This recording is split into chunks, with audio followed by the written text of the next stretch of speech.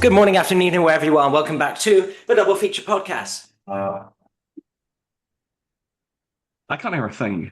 Oh, that's Maybe unfortunate. it's maybe Maybe it it, was too rock. It was too rock and roll for us, It's too rock and roll. perchance, but it was like it's like the New Year's party blow all over again. Yeah, Uh, yeah. Oh yeah. It doesn't like music. This podcast doesn't. Evidently Anyway, not. No. because it's a movie podcast. It's a double feature podcast. That's right. Yes. So yeah, this is episode 23, and we Oh are my now. God, Yeah, we're we've almost been two doing it years that long. in. Yeah, this is insane. But yeah, today we are a bit of a milestone. It's our first Star Wars movie that we're spotlighting. Obviously, our Yes, first it Star Wars is. movie in 7 years. The Mandalorian and Grogu, obviously, kind of based on the Disney Plus Mandalorian series. But yeah, the first Star Wars movie to hit something in 7 years since The Rise of Skywalker. Oh boy. Um, yeah, but is this Somehow better than Star the Rise Wars of? returned. I don't like Star Wars. It's force rough and irritating, and it gets everywhere. But before that, we've got a hell of a lot for part one this time because it's a bit of a, we're right in the summer movie season. There's a hell of a lot coming out, um, and just a lot of news about all kinds of stuff. So let's get into it. So who wants Yeah, to but kick off? first of all, before we get into the film stuff, let's get into briefly our theater stuff. I've finally started Yes. editing the bonus episode for Don't Dress for Dinner. We finally got the Yeah. photos released. That will be out Yeah. soon. Quite likely And it'll also, be this. It might be tomorrow. Which for you oh, watching sweet. will probably be last week. Uh, Yeah. But it'll be just in time to hype up the next show at Little Theatre Donington, which I've yes, got the flyer for. The Great British Bake Off musical, which I'm going to be in. I'm playing Jim in this musical. I will be We're doing it going on to the. watch it, so I will be giving a So review. you may, yeah. Well, we could do another podcast on that. To be fair, Yes, absolutely. um, but yeah, the 18th, 19th, and 20th of June, Thursday, Friday, Saturday at 7:30 each show. So get down there. It's a lot of fun. It's a very wacky, bonkers, light-hearted show, and it's a cracking little like summer show to go and see. So hope to see you there if anybody wants to go see it. And then straight after that, auditions for the next play are on, which I'm gonna go The and the the weird Weird will of Will Willie of Williams. Willie Williams, and Yes, that'll be the October play. That's the yes. 8th, 9th, So I 10th of may go and October. have a look at that and see about possibly Go for it, yeah. auditioning, see how I feel about it. But yeah, so we got And theatre stuff coming. can I wait? No, there's more theatre stuff. There's more theatre stuff, isn't there? Oh yes, there is. Yes, there is. Yes, because so beyond just Little Theatre Donington, I'm part of other groups in the Shropshire area, and my beloved Tadlop. We are doing Disney's Frozen, the West End version of Frozen, in October, in late October, the 22nd, the 24th. I have been cast as Kristoff, so come and check it out. Yes. Reindeers are better than people. Yeah, I almost forgot that that wasn't like discussed last episode because we talked about it when yeah. we went to Alton to do the To Alton be fair, though, episode. Yeah. to be fair, I don't think it had been fully cast at that point. So what had it? Yeah. Oh Yeah, yeah, no, I but don't think they fully but released the list, but like you yeah, knew. but now, Yeah. like it's yeah. I think on the day we went to Alton, that's when the cast like dropped. I think, Right. Yeah. and I think it dropped. I think it dropped when I was in the when we were on the car ride home. I think that's when it All dropped. right. Well, Yeah, but yeah. yeah, that video is getting a good number of likes. Remember, guys, go hit like on that Alton Towers video so I can drag this guy off to No, Surrey. no, It'll be so funny. no, we can't do that. But I'm yeah, gonna so that's create all. so many alt accounts to like that video. Uh, but Anyway, yeah, so beyond that's theatre stuff theatre. out the way. Yes, Yeah, let's get back to the we need, movies. yeah, we need to start like a separate theatre podcast at this point. Perchance, yeah. Yeah. But anyway, in terms of the current movie news for part one, who wants to kick it off? I shall kick it off with I watched a movie that was absolute cinema. Mortal Kombat 2 came out between Oh the last yes. episode now, and genuinely it's so good.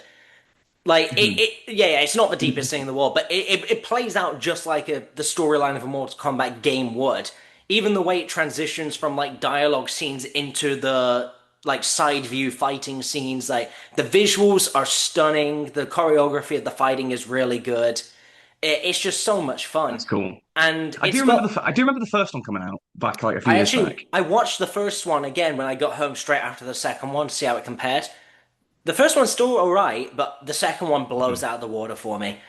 The second one is just so much fun, and again, it's got that element of you don't know who's going to survive each fight, which really gives it that kind of extra tension to it. That's kind of cool. And it does do some stuff that you really wouldn't expect it to do, especially straight off the back of what the first film builds up. Like it does Yeah. subvert some of your expectations. So it was a really fun film. It looked great. It played out really nicely. So I really enjoyed it. It's the first film in a while, really. I think since Galaxy that I've thought I want to possibly watch this again. Because Sweet. it was fun. So yeah, that wraps that up. That's the only like new film I've seen since last episode. Throwing that to me then, because I've got a film I've seen since last episode, a new film. This was amazing. It's a new horror film that's come out, Obsession. Oh yeah. This was fucking awesome. Yeah. So yeah. So Obsession. It's a new horror film from Blumhouse from director Cory Barker, who is 26 years old and Oh. made this feature film, which is incredible. But there's been a bit of a thing because obviously this come out, and also the Backrooms that came out, Backrooms, which yeah. I haven't seen that yet. But Me that the neither. director of that's like the director of that is like 20 years old, Mm. and both of these horror films they're on like minuscule budgets of like less than $1 million. I think Obsession was like 750 grand to make, and it's been making more. It's been making like stronger money, like profit returns than Mando and Grogu, which is Yeah. insane. And I think that just shows, like, it just shows that there is a desire for new, fresh filmmaking because Obsession feels so unique and fresh and such something so different. It is kind of like it's a horror movie. The kind of like be careful what you wish for, like using like magic and wishes and twisting it in a dark way, but also blends it with like a romantic drama element, and it's just so unique. And even though it's kind of sort of a premise we've kind of seen before. It's done in such a unique way, like the filmmaking and cinematography. It's so unique and interesting, and the performances are amazing. Especially from I don't want to spoil too much about it because I kind of went in kind of blind and was blown away by it. So please do give it a watch because it is genuinely really worth your time. And I was like, wow, this is honestly so good. And yeah, and it's like to see sort of like what the next generation of filmmakers are making. This is kind of like our first real example of it that's really making waves, and that's really exciting, I think. It is interesting to see that movies don't need the biggest budgets to do well and Yeah, to get, to be a high exactly. quality movie that people will watch. Exactly. Yeah. If you're exactly, good ideas and like there are moments that you can kind of tell where the low budget affects it, but not like massively. It's really minor things. Like really minuscule details that I just pick this up because I'm in this sort of low budget filmmaking scene. So I can kind of spot these kind of things, but it does not detract from it because it is just so confident in what it's doing, and I massively recommend Obsession. Any And other the fact that new it's oh sorry, you got anything more on that? yeah, but yeah, it's like I said, like the fact that it's making these waves and to see what Mm, these younger filmmakers are doing that are kind of our generation. That's really exciting. yeah. Yeah, Yeah, but that's it for I've heard good Obsession. things. I've heard good things. Definitely, definitely go give it a Um watch because it's because I wanted to watch both, but I was hearing better things as a film about Obsession. But I will try and check out the back rooms at some point as well yeah, I might because it try and does look see very interesting. Backrooms at some point as well. Maybe if not cinema at home, because I am interested. Yeah, But yeah, I've heard sort of mixed on that. I think people either yeah, get it or they don't get it. yeah. That's what I get from it. Yeah, I think just but based the on the the, type the of movie it is, it's like, it seems like the kind of thing that's a bit like almost abstract in a way that like some people aren't gonna get it, and so it just seems like it's one of those ones where if it yeah, clicks, it clicks. I don't think I've not heard yeah. anything bad about the quality of like the making of the movie or anything. No, no. It's mostly just people get it or they don't. So I am interested to Yeah. see it. But I think Obsession is a bit more simple, but like more streamlined and not as abstract. Yeah. Where I think more people it has maybe a bit more broad appeal, Mm. but they're still both that's not to diminish the artistic merit behind them because they are both. Well, I mean, I haven't seen Backrooms, have I fucking know. But Obsession is great. Go watch it. Anyway, Another good year for horror films, by the way. I mean, yeah, this, and then obviously we had Iron Lung earlier, which was another very small movie that made a good amount of money. It's a good year for like independent horror films, like really kind of yeah. small things. I say independent, obviously, Yeah. Obsession was Blumhouse, but still, it's a very kind of Oh yeah, small it's still like budget a thing, low you know? budget. Yeah, yeah. And like generation of filmmakers who kind of got their start from like the internet and like Yeah. making because A Cory lot of Barker I YouTube think directors got lately. yeah because I think Cory Barker he got his stint from like YouTube sketches and whatnot like a sketch. Mm, I think that's how he got his start like some kind of internet sketch series and whatnot. Obviously like Markiplier with Iron Lung, yeah. Kane Parsons who did Backrooms again a similar sort of start. And it's interesting seeing that what the next generation could bring to the table. I think it's really cool to see. Yeah. Have you seen any other new movies for this one, or is it just upcoming stuff? That's all the new movies that I've seen, but I've got a few other like upcoming things, and I've got a few tributes for people who have passed away within the industry Oh, that I we usually want to start with those. Yeah, yeah, that's but yeah. it's all right. But Um, I've got three to cover. Two of them as well are linked to Star Wars as well, who have connections oh, with Star Wars. okay. But yeah. So the first one I'm going to mention is the passing of Tom Kane, who passed away at the age of 64. So Tom Kane, you may not know the name, but he's quite a prolific, or was quite a prolific voice artist. He did a lot of voiceover work for cartoons, video games, stuff like the Powerpuff Girls. He was I think, a staple of that series. But in terms of his Star Wars links, he's done loads of like video games. He did a lot of like the Robot Chicken Star Wars stuff, but predominantly he's known for his work on the Star Wars, the Clone Wars cartoon, one of the best Star Wars bits of media that there is. But he did plenty of voice work on that, and most notably, he did the voice of Yoda in that series, as opposed to Frank Oz did it in the films. And he was also the narrator for every episode. I don't know if you've seen any of the episodes of the Clone Wars. I actually haven't, no. Uh, oh wow, you've got to watch because some of them are fantastic, like genuinely some amazing Star Wars stuff there.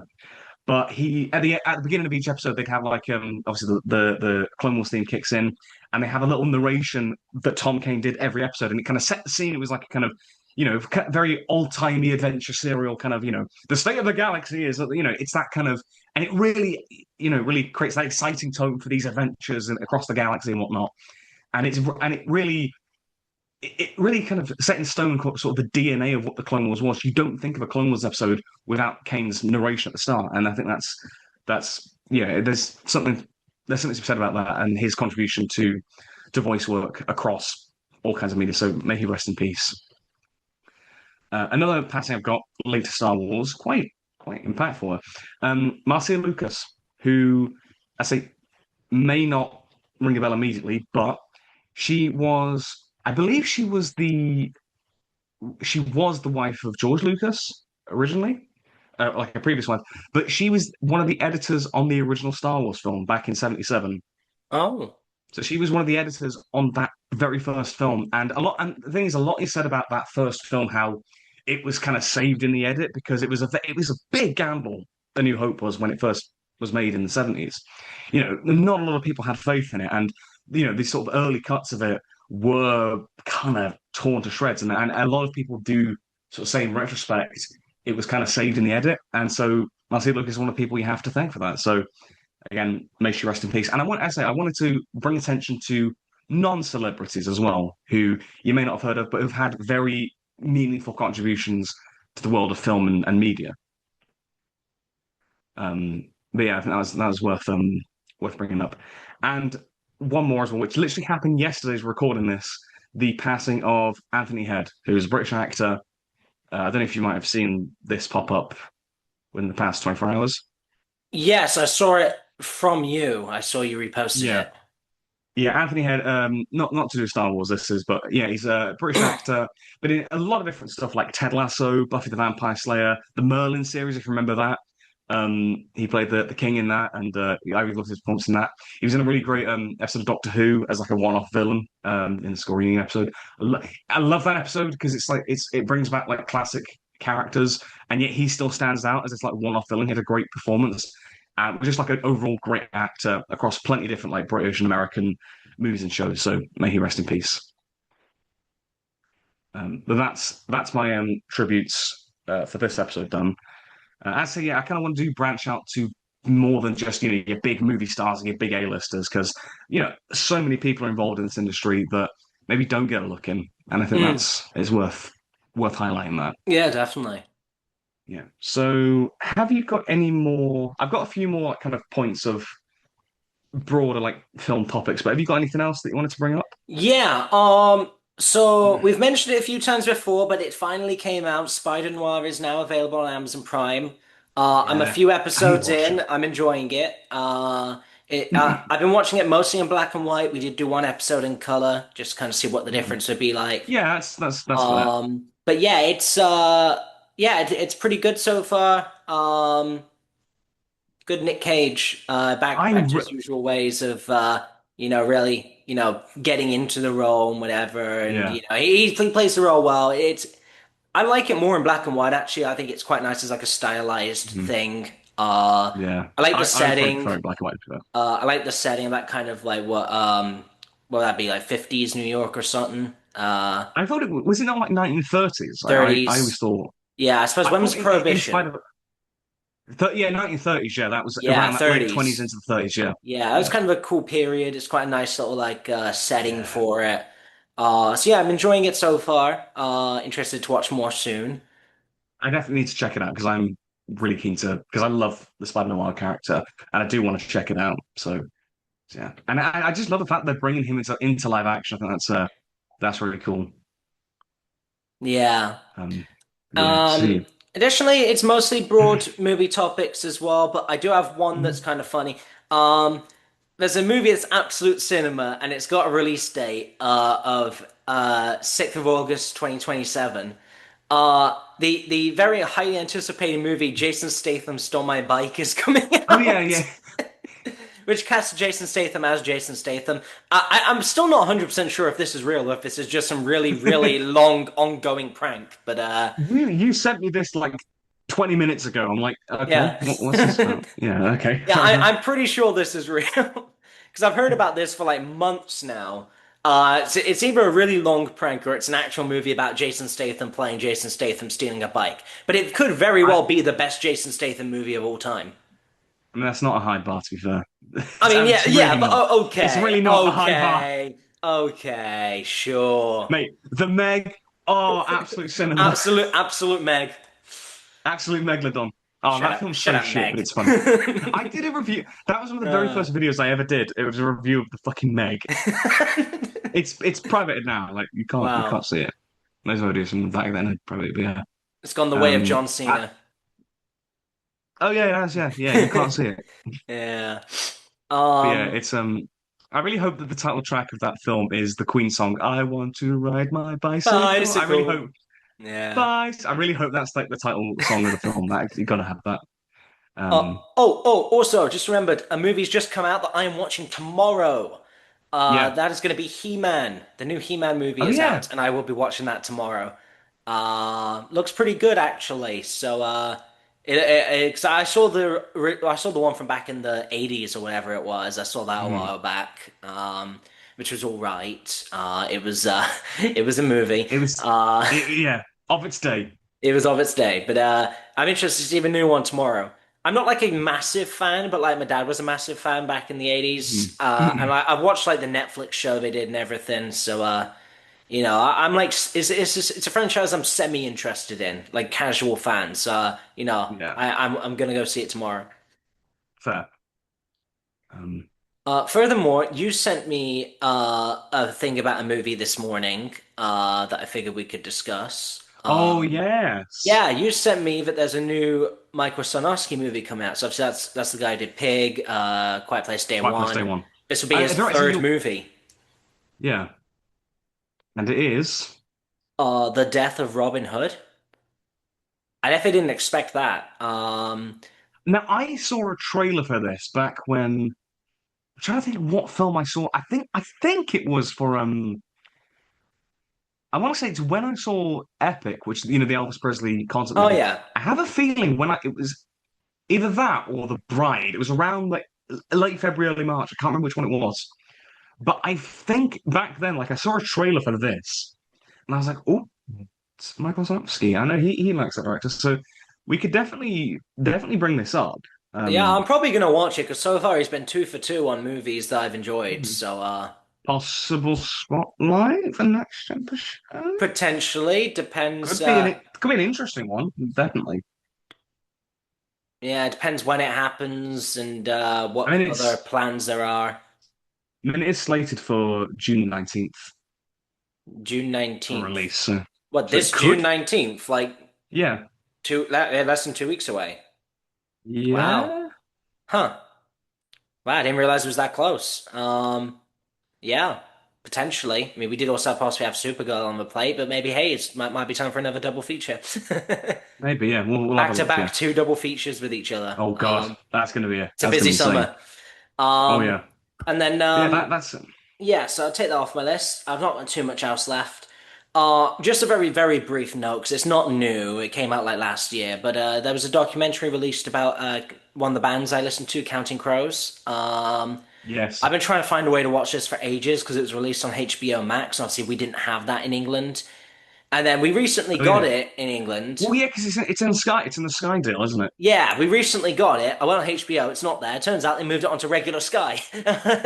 So Oh, did they actually? yeah, so I That was watched it on brilliant. Sky. And yeah, I really enjoyed it. It's just a brief thing really. Obviously Counting Crows, most people will even know them for the 90s mega hit Mr. Jones, or they'll know them from the Shrek 2 mega hit Accidentally in Love. Accidentally in. I love that Most song. British It's people, it so will be good. the latter, but the Yeah, Americans of the 90s might know them from Mr. Jones more likely. probably, yeah. But yeah, so it's more about their kind of rise into the first album and then how they dealt with the fallout of their first album being a mega hit and then having to deal with making a second album. So it's very much focused on Yeah. early career, but it was still an interesting insight and it really reminded me why Adam is one of my favorite songwriters. So it was a nice little watch. It's not too long. It's like maybe like an hour, hour 10, hour 20 or something. Okay. But yeah, it's That's pretty not bad. decent. But that's about it on what I've got, except for I've got one other topic, but I feel like it's something you've also got. Yeah, I know, yeah. Before we get to that though, there are a few things. So you mentioned obviously briefly mentioned Shrek. Yes, It had the original film at least, because obviously Accident Lovers in Shrek 2. The yes, original had its 25th anniversary this year and yeah, had a wow, cinema re-release recently. I didn't go watch it, but I thought mention it because the original Shrek is a classic. It is a modern classic, I would say, and it's a real comfort film for me. It's one of those that it's not my favorite, but I really do love the original Shrek, and I can go back to it. It's one of those films that I can just watch anytime, and I'm always in the mood for it. yeah, You know, it's like a Shaun of the Dead. I can watch anytime and be in the mood for it. Or the majority of Bond films, I can watch at any time, and I'll have a good time. Shrek is in that ballpark. I think, 'cause it's just it holds up so well. Like the jokes are funny, the writing is great, the characters it's a genuinely such a well written film.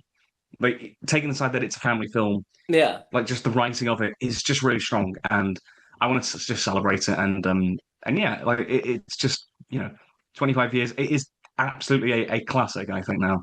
I just find it Um, interesting how it's like it's a parody of fairy tale, and yet it's probably the best fairy tale movie out there. maybe yeah, maybe. Certainly up for contention. Shrek Oh and God, Shrek yeah, yeah, 2, because Shrek 2, I've yeah. often heard people say Shrek 2 is I above mean, Shrek 1. I do prefer. I think Shrek 2 is the better film, but I think if in terms of like rewatching them, I tend to go back to the first one. Well, I think I do that a lot with other film franchises, like Kung Fu Panda. I prefer the second film, but the first film I find an easier watch to kind of go back to, if that makes sense. Yeah, Yeah, but yeah, yeah. yeah, Good films. they're just great. Yeah, Shrek 2 walks so that's that Get Out could run.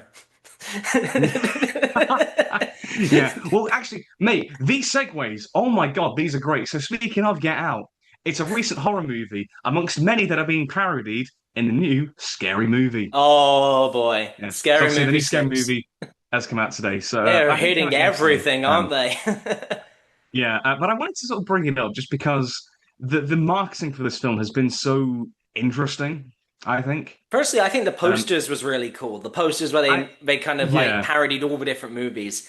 So obviously, Get Out got a parody because I think in the trailer there's the parody of the guy in the chair, Yeah. with all the cotton buds, but there's like cotton buds everywhere, and it's like that is quite a funny image. There's obviously homage to stuff like Sinners, with the vampires, Weapons. approaching the door. Weapons, of course. The Substance with the Substance, yeah. stuff.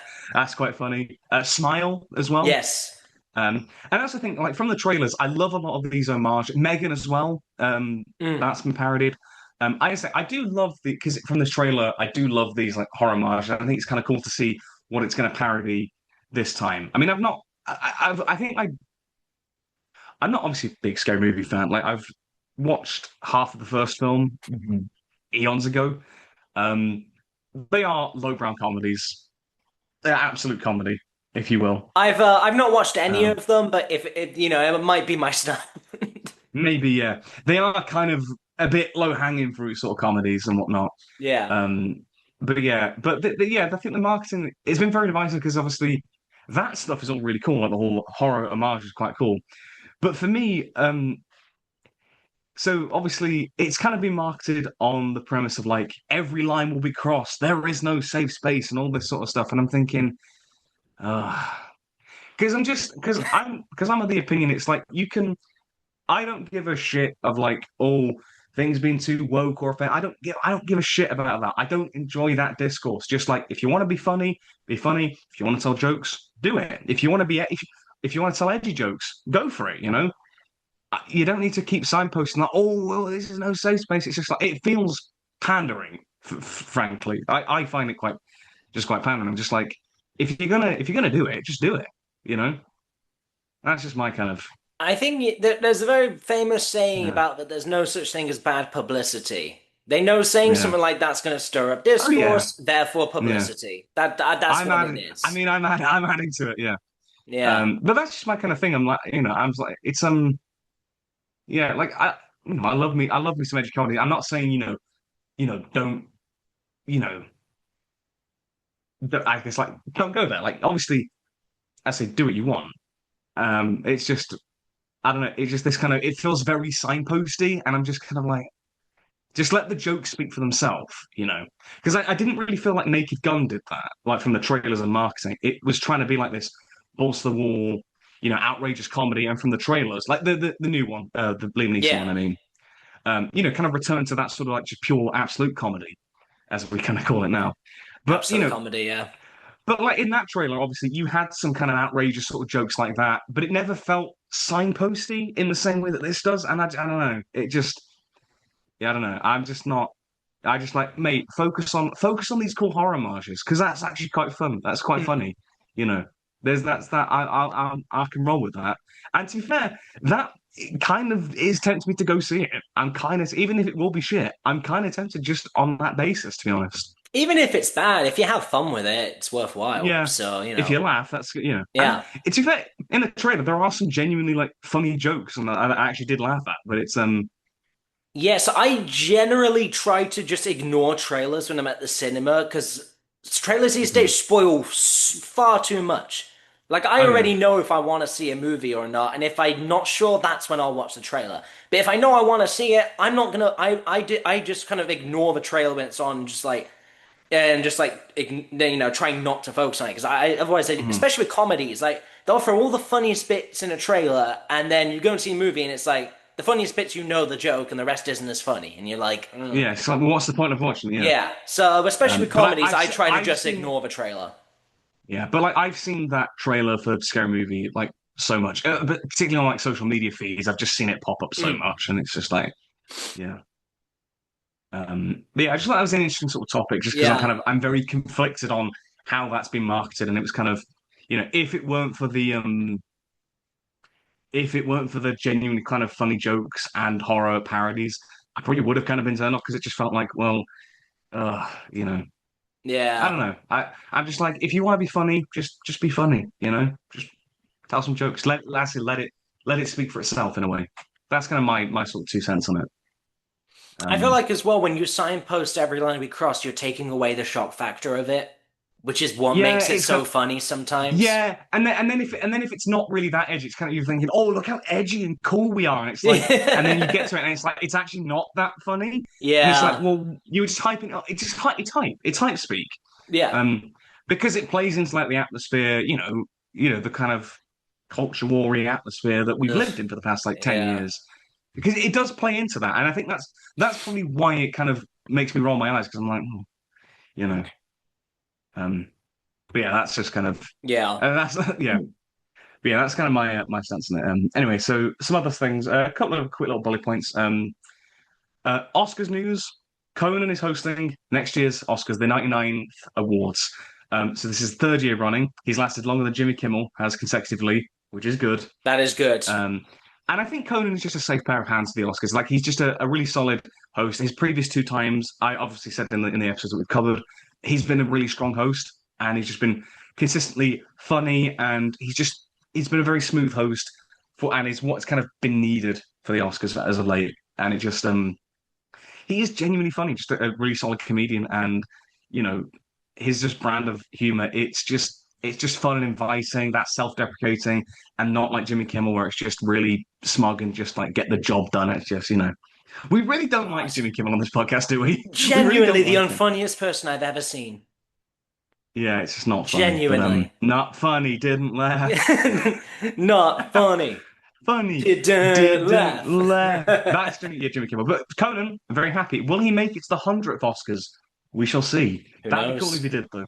Yeah. Yeah, but yeah, 100th Oscars, it's not too far away. That's exciting, you know? We'll probably cover it. Yeah, So we're probably probably. gonna miss the 99th. So Maybe. Well, with yeah, the show. yeah. So That's yeah. something we'll talk about maybe at the end, possibly. Yeah. But But yeah, hey, the 100th. yeah, maybe. Another little tidbit in news, some James Bond news, in terms of the casting of the new Bond. Amazon MGM Studios, who are obviously in charge of the Bond franchise now, they've released a statement regarding it. The search for the next James Bond is underway. While we don't plan to comment on specific details during the casting process, we're excited to share more news with 007 fans as soon as the time is right. So the news is there's no news, essentially. Right. Yeah. Basically, the news is so when you're making a movie, you know that thing that you inevitably have to do in terms of casting an actor? We're doing that Yeah. now. And it's Right. just kind of that's kind of it's like well, we kind of knew that you would have to cast an actor. Yeah. Yeah, it's kind of nice to know that they're actually doing it, but it just adds the whole kind of thing of like I feel like we've had this same statement God knows how many times before of like the next Bond film is eons away. The next eons, the next Bond film, the next actor will not be announced just yet, and it's like I feel like we've heard this for the past God knows how many years. I think if anything, it's just to dispel any sort of fake news posts about casting, because obviously Probably, yeah. there's a lot of people, especially on like Facebook or whatever, that are just posting random Hmm. AI slop of like Yeah. anything and calling it news. So I guess I it mean, could you, I just be mean, to dispel any false but news. but I think this has gone like before AI. Like you've had a lot, like you have a lot like like for Bond especially, like new Bond actors. You always have like the tabloids and like bookies odds of like this actor and this actor. I feel like Henry Cavill has always been in the conversation since like literally for the past 20 years. Yeah, Because he was in contention when Daniel Craig got cast, but maybe it's he's still finally in his in the time. Who conversation. knows? I don't know, but it's like recently, like Jacob Elordi has been in the running because of stuff like what. Basically, as soon as an actor takes on like a Bond-esque role, Jacob Elordi in that Wuthering Heights movie, suave gentleman, everyone's like, "Oh my God, it's the new Bond," and and and then people are like, "Well, he's like 6'5". He would be better as like a Bond henchman, to be fair."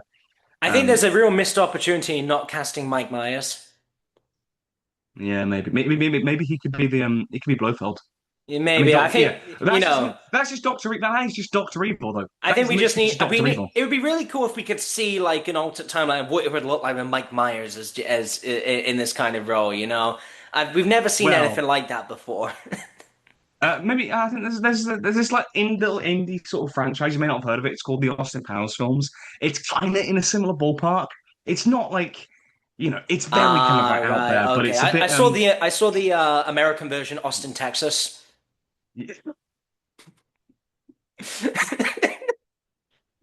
I'll give you that one. That was actually good. That's really smooth. That was. Oh Uh, man. anyway, But yeah, that's all yeah. my that's all the other stuff aside from the big one that Yeah, we're so both going to furthermore talk from the about. point that I did briefly mention AI, let's talk about absolute intelligence. Uh, Uh, So the news is that yeah. Martin Scorsese, acclaimed filmmaker, has revealed that he has joined an AI board. Is that correct? Yeah, he's As like basically a using partner. AI as a storyboarding technique to help get his Yeah. ideas across, which, to be fair, isn't as bad as like making a whole series out of AI. Aronofsky. Darren But uh, what I will say to that is if you slap somebody 50 times, that is worse than slapping somebody once.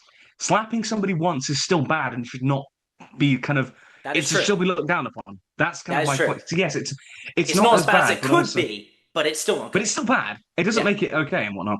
And I think what's the more disappointing as well is Scorsese. It is this like not to discredit Aronofsky because yeah, he's made some great films, but he's a bit more of a cult filmmaker.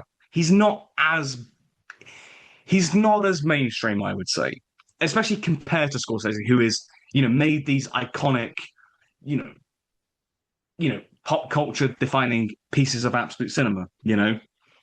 And it is a shame, especially like look, this is me here. I've said my fair share of things about the MCU and whatnot, and I do think that there is something to be said about sometimes the MCU it does detract from other elements of cinema. But when obviously Marty's saying the MCU is not cinema, it's kind of like kind of see it but kind of don't. But then you're endorsing AI in the creative process like this. It's like so Marvel, no. AI, yes. Mm. That's really weird, frankly. That And it's said, coming from Marvel, me. that does not mean we forgot about the Secret Invasion at opening credits that was AI. We Yes, remember that, but yes. But that thing is like Marty was saying that before, like Secret. I think yes. before like Phase 4, to be fair. But it just feels a bit. That's a weird like set of priorities and whatnot. And Yeah. it's more like disappointing. I very much get feeling like you were the chosen one. It was, so, but it's more that kind of feeling because it's like this is Marty Scorsese. Like this is the guy who's trying to embrace, like, still keep the torch of cinema alive. Mm. And it's just a shame. As Because long yeah, as it's not Steven Spielberg. hopefully not, Speaking hopefully not. of, stay tuned for part three. It will be Spielberg. We'll be Spielberging Spielberg in time, and then we Spielberged all over the place. everywhere. That means you just make awesome movies all the time, which is actually, Yeah. yeah, that's cool. Yeah. But yeah, it's a real shame. Like, and as I say, like, yes, storyboarding, it's maybe not as bad as making a full project with AI, but it takes away that job from storyboard artists, and it just feels weird for Marty to be doing that. Mm. Um, like I say though, like we said with Darren Aronofsky, this does not mean that we can like now all of a sudden like trash his films and be like, oh, he was never a good director anyway. But it is still disappointing. Yeah, I mean, like, I'm not, like, Yeah, I'm not, I feel like with these kind of things, it's like, something happens. You're not going to let that affect your opinion of yeah, pre-existing and future stuff that if it's good, it's good. Like, if it's not the yeah, thing that is the problem, like, that shouldn't affect everything yeah, else. yeah. Like I can, like obviously I can still Like, we enjoy don't like need to go on a whole Goodfellas strike or and anything. yeah, but that's yeah, it's a shame for Marty to be doing that. Mm. So you got There's anything one else more for thing. part one? Yeah, you got, Yeah, you there's got. one more thing. It is the YouTube web series, the Amazing Digital Circus. I should say as well, yeah, my good mate Alex from Amsterdam, he's in Frozen as well. He's playing Hans, by the way, so little theatre link out, yeah. But he's recommended that I mention this, and he went to see this. So, Amazing Digital Circus. It's a YouTube web animated series, and it got picked up by Netflix. Is that right? Somehow, yes, it ended up going on to Yeah. Netflix. Although, to be fair, I think a few of these But the YouTube animated series have ended up on Netflix or Prime, so I guess it's not too yeah. surprising. But the finale of this series recently came out, and it had a cinema drop, which is really really cool. And and Alex was mentioning this to me, and he was like, "Oh, you got to see it." And I was like, "I haven't seen it. I haven't seen the series before.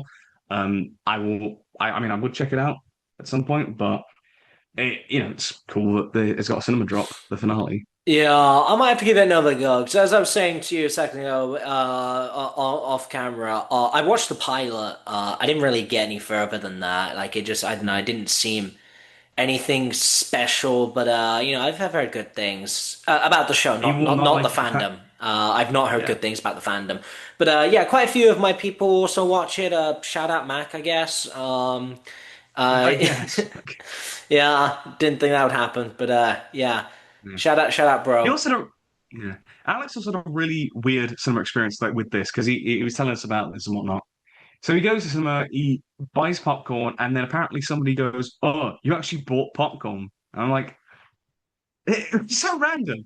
What? Like, yeah, I get cinema snacks are extortionate, but also like it's no bugger else's business. Like, They're not that what do bad. you want?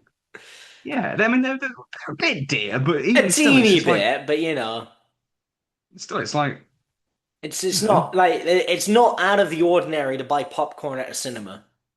Yeah, But it's not. It I seems don't know weird. what was bro on.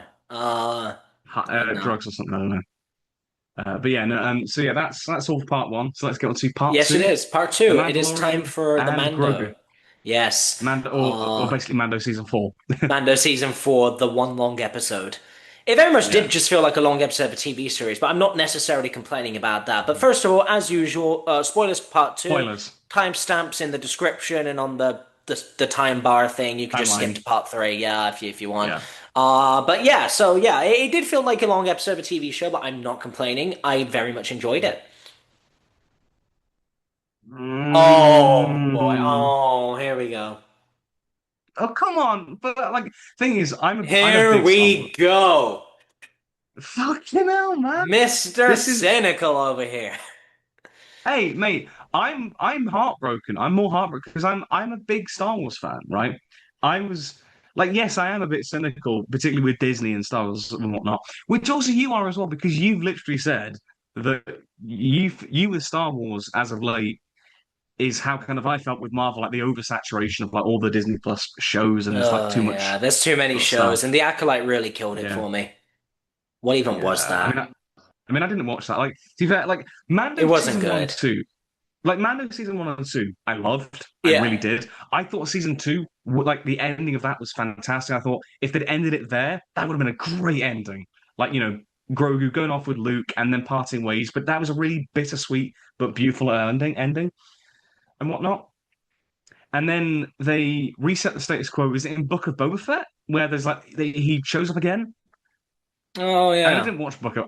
I just know about what happened and whatnot. So they reunite, and then season three happens. I tried watching season three, got one episode into it. I was like, this is boring. There's no point to this existing. I didn't finish season three at all. But I was hoping that obviously this film it would be, like a standalone adventure. And ultimately, like I don't hate this film, but I also just have no strong feeling towards it. It's just one of those that I'm very neutral on, you know. Oh, I Like can it's tell just this is going very to be a very, very long part two. No, it isn't. no, it's uh, not. But but it's just I don't really have strong I don't hate this film at all, but I don't love it. It's like Star Wars can be bad at points, as we mentioned with the TV shows, but then of course with the movies as well. Like Rise of Skywalker, somehow Palpatine returned. they fly They fly now. now. They fly Yeah, now. they fly now. Like Star Wars can be bad. It really can. Oh yeah, it can. But even with films like obviously like Rise of Skywalker, like The Last Jedi, which I don't like Attack of the Clones as well, they Yeah. have some really bad moments. But also as well with those films, the high points I love. It's like Attack of the Clones, yeah, some of it is absolute shite, but the arena fight is awesome. Yeah.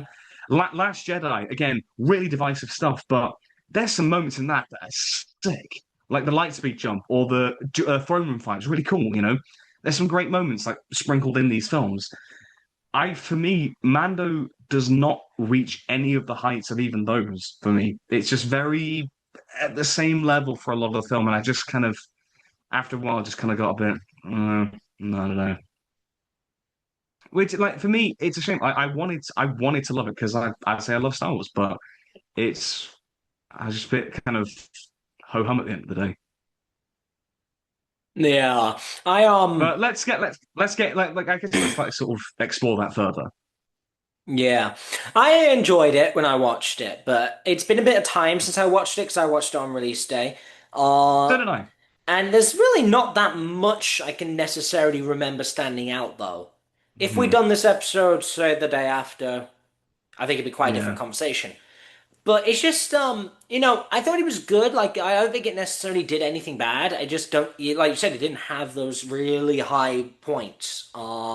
yeah, I liked a lot of what it had going for it. I liked that it was very self-contained. It didn't try and like mingle yeah, with all of the rest of Star Wars. Like it was very much its own little yeah. story. I And on like on that it paper, I think was. that's solid. I like that it was quite low stakes at the end of the day because obviously, Mhm. it. What I thought at the time was, think about Ant-Man for a second. Yeah, Ant-Man is a character who's had two low stakes movies that were pretty enjoyable, and then they threw him into a high stakes situation, and it was an absolutely terrible mm, movie. I Yeah. think if they had tried to convince us that the Mandalorian could himself could survive in a high stakes like Sith Lords situation or Like something, it'd be he's like fighting like this would Darth be Vader or some Ant-Man shit. versus Kang kind of stuff, you know? Yeah, no, I So do. I That's really a fair like that point. it kept the small scale and didn't have the same problem that other Mhm. movies that Disney made have had with levels of stakes. I liked a lot of this kind of setting of like just in general, there's that kind of like seedy underground setting to a lot of it, especially like the huts and Yeah, being like, the crime lord stuff, the kind of underground fighting arena and all that. I love me a good like yeah. fighting setting, so Like bit gladiator sort of kind of thing. yeah, I think that's that part of Thor Ragnarok as well. It did give me vibes of that, to be fair. It did give Yeah, me, like, visually, it kind of looked quite similar. yeah, but like I like these kind of like I like movies where you have like combat like that in it. Evidenced by my appraisal of Mortal Kombat 2 earlier. Yeah. So that was quite neat. I thought it had some good little twists. It had some good kind of like I don't know. I thought a lot of the emotion there was good. There was some good stuff where they then pivoted to kind of focusing on Grogu by himself and everything. Mhm. And him trying to look after Mando after he'd been like poisoned and whatever. So Yeah. I think there was a lot of really good stuff in there. But I think, as you said, it doesn't have any of those absolute highs that Mhm. make it stand out. But I think overall, Yeah, it's a I perfectly think. serviceable movie, and I did enjoy it. Mhm. I have no, I have no real bone to pick with it. Yeah, I think some of what you said, like I kind of agree with on paper. Like, for example, like I agree that I'm happy that it is a self-contained story. That's it doesn't need to connect with like the wider, universe, or doesn't need to be like a cinematic universe. That's a fair point, and I do agree with that. And I agree that, having it as a low stakes sort of adventure, that's fair. That's not a problem. Mm. But for me, where my issue lies is that you can still tell like a lower scale story and a self-contained story that does have those impactful moments. You can still tell that, and I just don't think this film very much. It starts and ends basically in the same position. It's like Mando with Grogu fighting the Empire, doing missions, and he ends the film fighting the Empire, doing missions with Grogu, helping the New Republic. It's like he's not really changed. Like nothing has really changed. It's kind of you're thinking, well, what have I got out of that? I don't really feel like I suppose, yeah, there's not really much much has changed. change or character growth on his part, but I guess Grogu has some, he kind of has to, he kind I of don't know. undergoes a bit of Yeah, change, bit of growth, it feels you very know. minimal though. It does feel Mm. very. It feels very minimal, and I don't think it's like a bit too little, too late almost. And actually, that whole section where you think Mando's going to die because he's been poisoned and whatnot, and Grogu has to kind of like heal him and whatnot. Like, it's a nice little bit of character stuff. But the thing is, because you know that these guys are like Grogu especially is like Disney's cash cow when it comes to Star Wars. They Yeah. the marketable IP. You know that they're not going to change the status quo. You know they're not going to kill him off because it's like I say, Mando season 2 ends with them parting ways, but then they bring them back together again because it's like more stories, more content, and then I'm just Money. kind of thinking money, yeah. And I'm just kind of thinking in that moment where it's like they're trying to string you out that is Mando going to die, and it's like I was watching it thinking they're not going to kill him off. I just know it because I've been here before. They didn't have the balls I've to played actually these games commit. before. Like unironically, like they didn't have the balls to actually change the status quo without reverting it back. So I'm like, I know they're not going to do that. I know they're not going to kill him off. So I'm just that whole chunk of the film. I'm just thinking, right, when's this over? When's this? When's this going to wrap? Nah, Still, imagine if they went do ahead you get with what I it mean? though. Though Imagine if they'd gone that ahead that with it. but that would actually be impactful. That would actually it would give the film that kind of high point where I'm thinking like, this is a story worth telling. It's like this is actually worthy of bringing it to the big screen, Mm. because it would have that key sort of difference. And I said like obviously we were just mentioning with Amazing Digital Circus, obviously the finale got a cinema screening and whatnot. Imagine if this was like the end of Mando's story, actually, finally bringing it to the big screen. That actually could have been pretty solid. There could have been something there, you Yeah. know. Can't say I ever imagined comparing a Star Wars movie to Digital Circus, but here we are.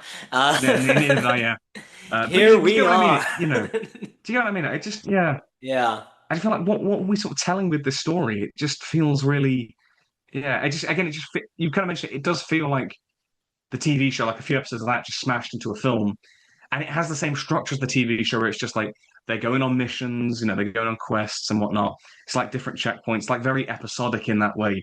It is quite And that's the thing with, formulaic, but and I just wanted more from that. Like I said with Star Wars, even though yes, it is a self-contained sort of story, and yes, it is adapted from a TV show. I just wanted more. I wanted it to really, really justify why is this story worth telling on the big screen? You know, why is it? Why should I go out to watch this story instead of just watching it on Disney Plus? What are we? money. That's not good. That's not good enough. But That's not good I enough. think it is just like That's kind of yeah. I think they knew it would sell, so they just need to make it passable. But Not and don't again to its credit, I don't think it does anything bad yeah. per se. It's just But I also don't. benefit. I It's don't what's like that missing. mindset. But I don't like that mindset of like just making it passable because like like No, me obviously as neither. we say Star Wars can be shit. We Oh know yeah, that. But Star Wars at its absolute best is genuine movie magic. It's like the original trilogy, Revenge of the parts of Revenge Sith. of the Sith.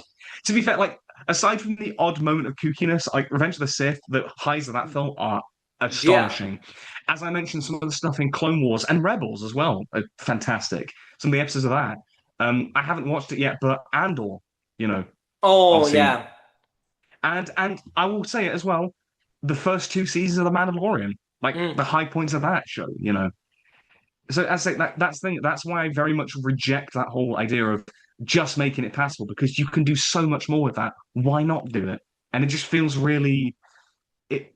I just don't like that mindset of yeah. It just feels really underwhelming in that sense. Yeah.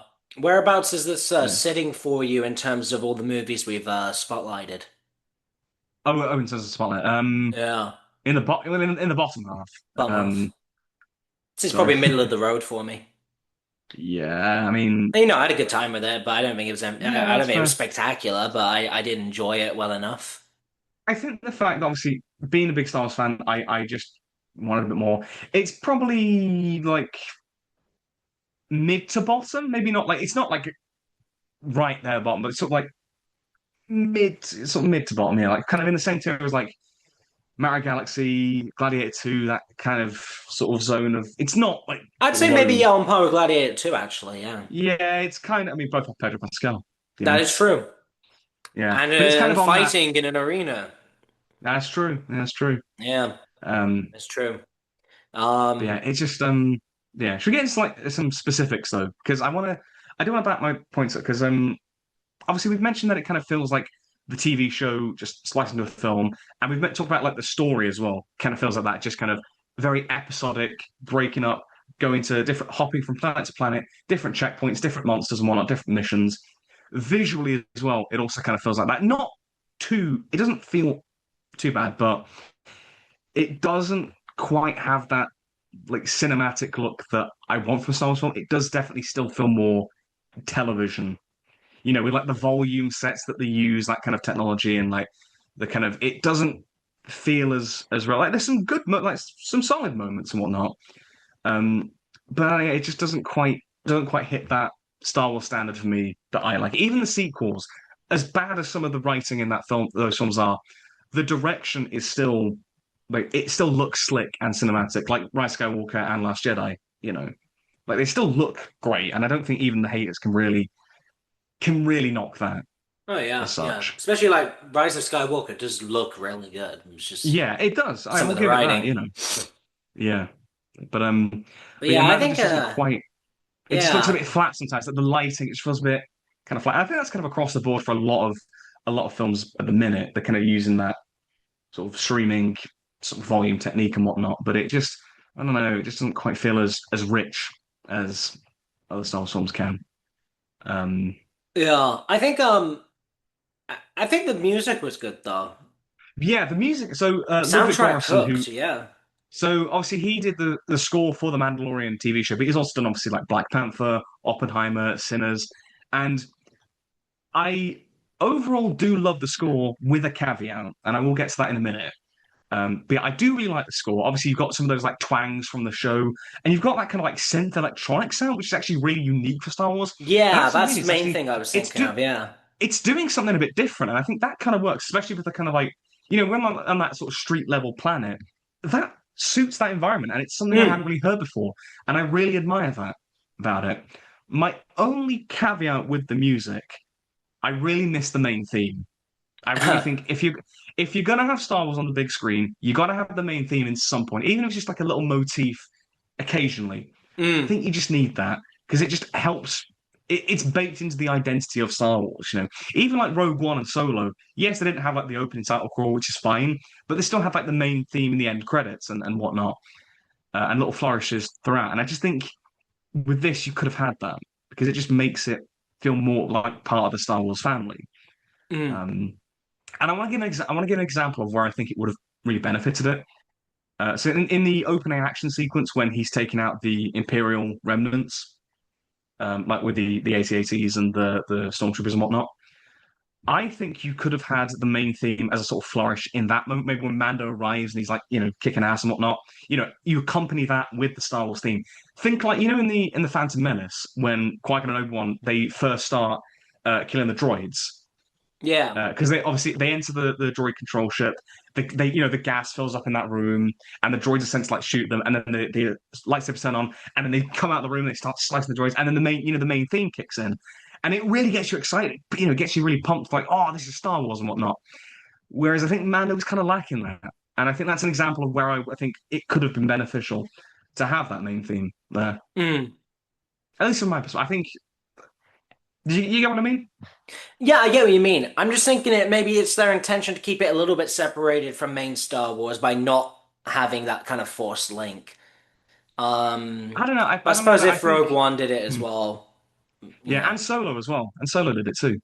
I gotta be honest, I do not remember much of Solo. Yeah, fair. But I Rogue do One, kind of want however, to I re do remember that's probably I'd like, probably one of my favorite Star Wars movies, yeah. honestly.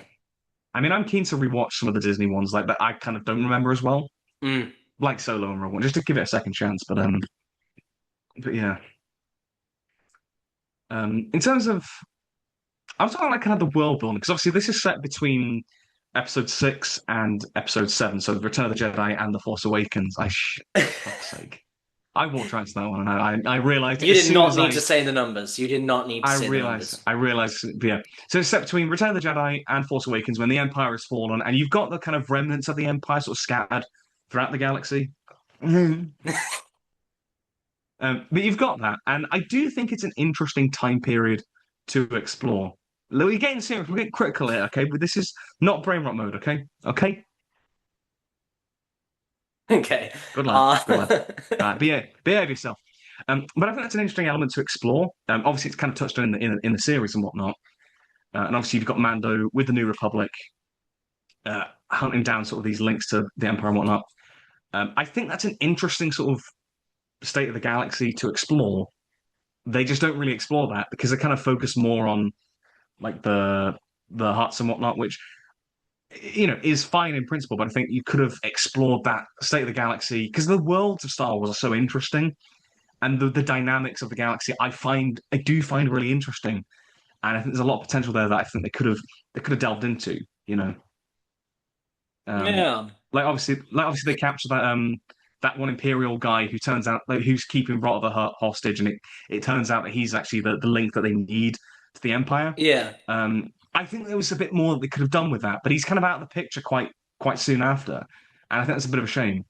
And again, it's like the obviously you've got that opening with when they're taking out the stormtroopers and the AT-ATs and whatnot, but again, that kind of sort of it kind of goes by the wayside by the end, and I think.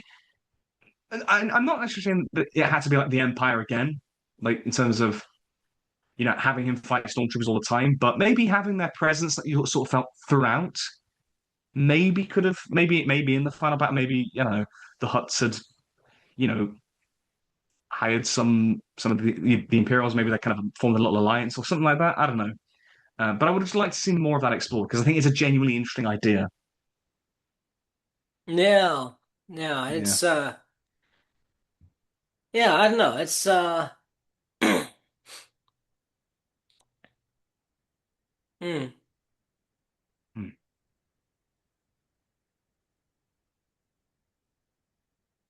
I do think this would have been a very different conversation the day after watching it, I think. I think time has Yeah. really not been the kindest to it.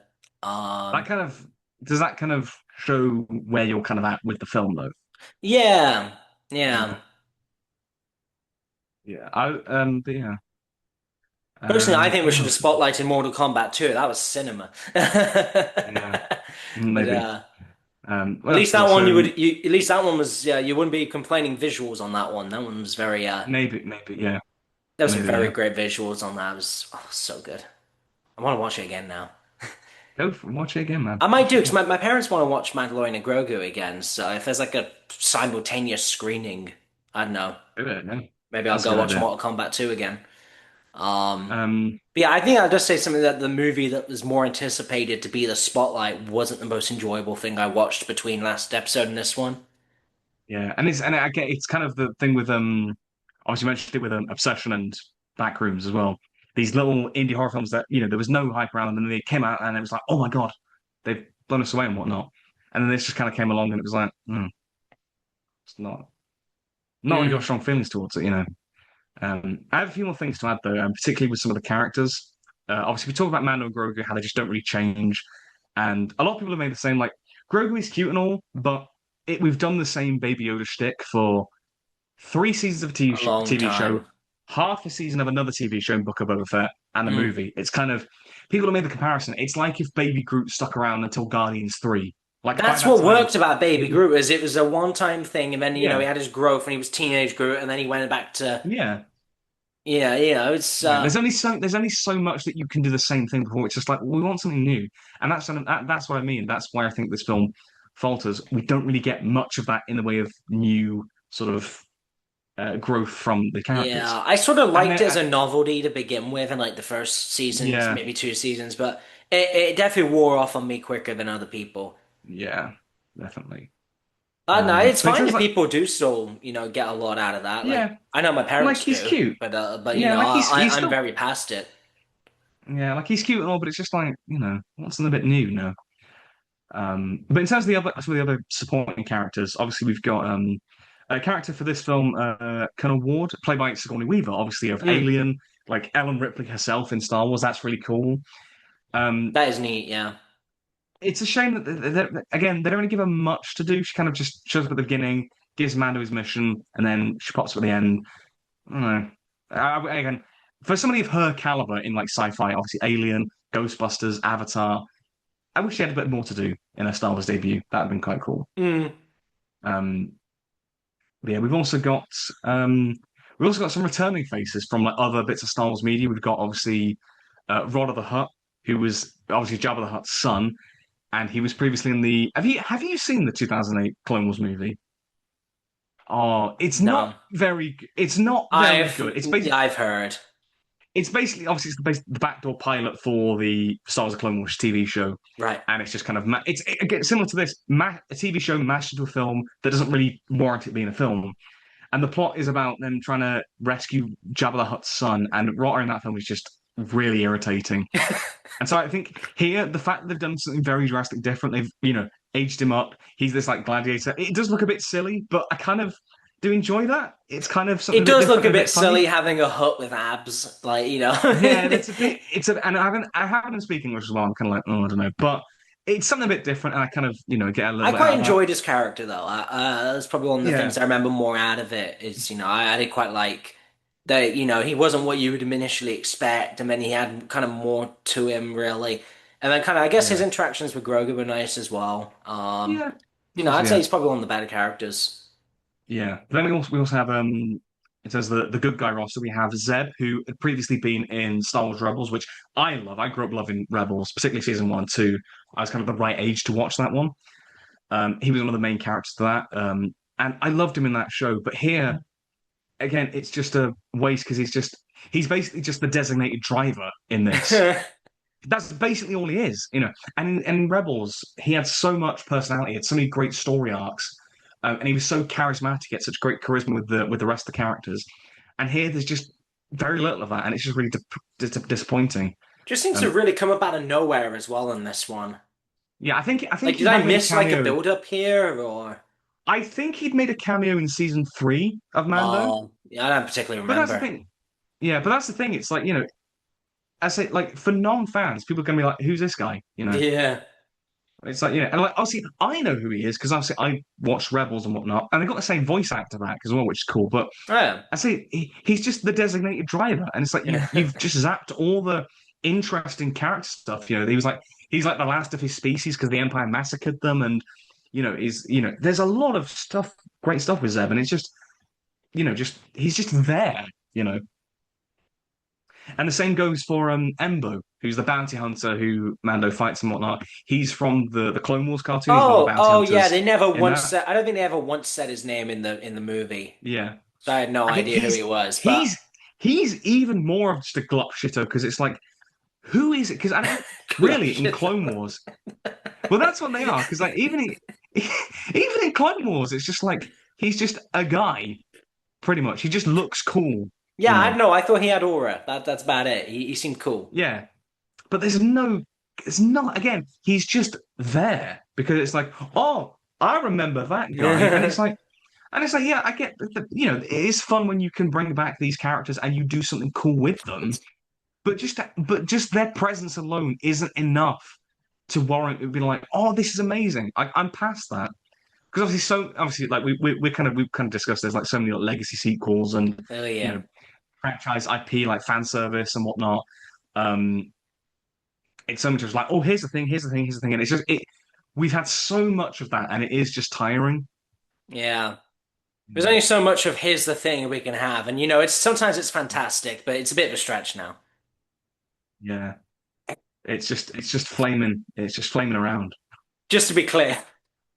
Yeah, but no, it is just a shame, like and especially as I say, because even though I know who these characters are, it's just a shame that they don't do anything with them. That's why even with Rot of the Hut, even though it is a bit silly, I at least get a bit out of that because they're doing something a bit different with him. It doesn't feel like just here's a thing. It's like let's actually develop that a bit more, you know.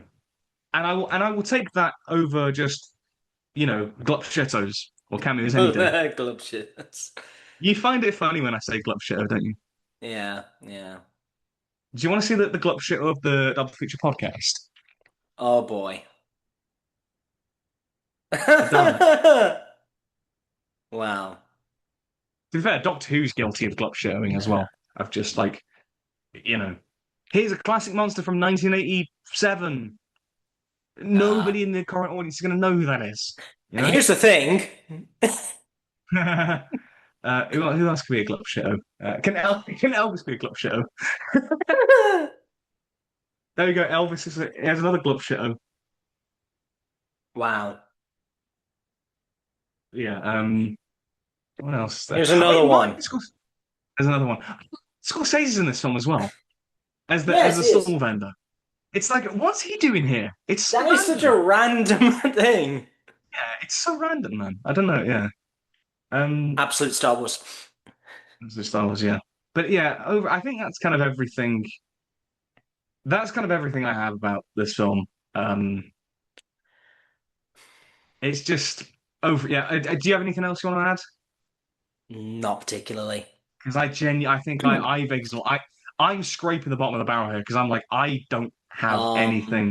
Um, Yeah. I'm not being funny. I was nodding off in the second half. Like, because it was like, because he fights about like three CGI beasts in this film. It's like the third one. It's like, come on, you've done this twice already, man. Come on, you know. But yeah, overall, 5 out of 10. I'm probably mm, probably around 6. I think yeah, I think I probably got more enjoyment out of the first half than the second half. I think kind of definitely, yeah. No, I agree. I agree with that. I will give you that. honestly, yeah, I think it was once they sent Rada the Hutt off on his own ship afterwards and we're done with it. It was Yeah, like that. I think that's where it started to kind of tail off for me. yeah. I Yeah. would agree there because I think if you just had like the first half of it, the film, I'd probably give it around like a 7, maybe, or the other one, but I'm not going to say it because I'm not feeding into this brain rot. But like if it was just that first half, I would. Why do you look like the guy from the scary movie trailer who's smiling? You look like the guy doing a smile. I don't like that guy, man. Oh man.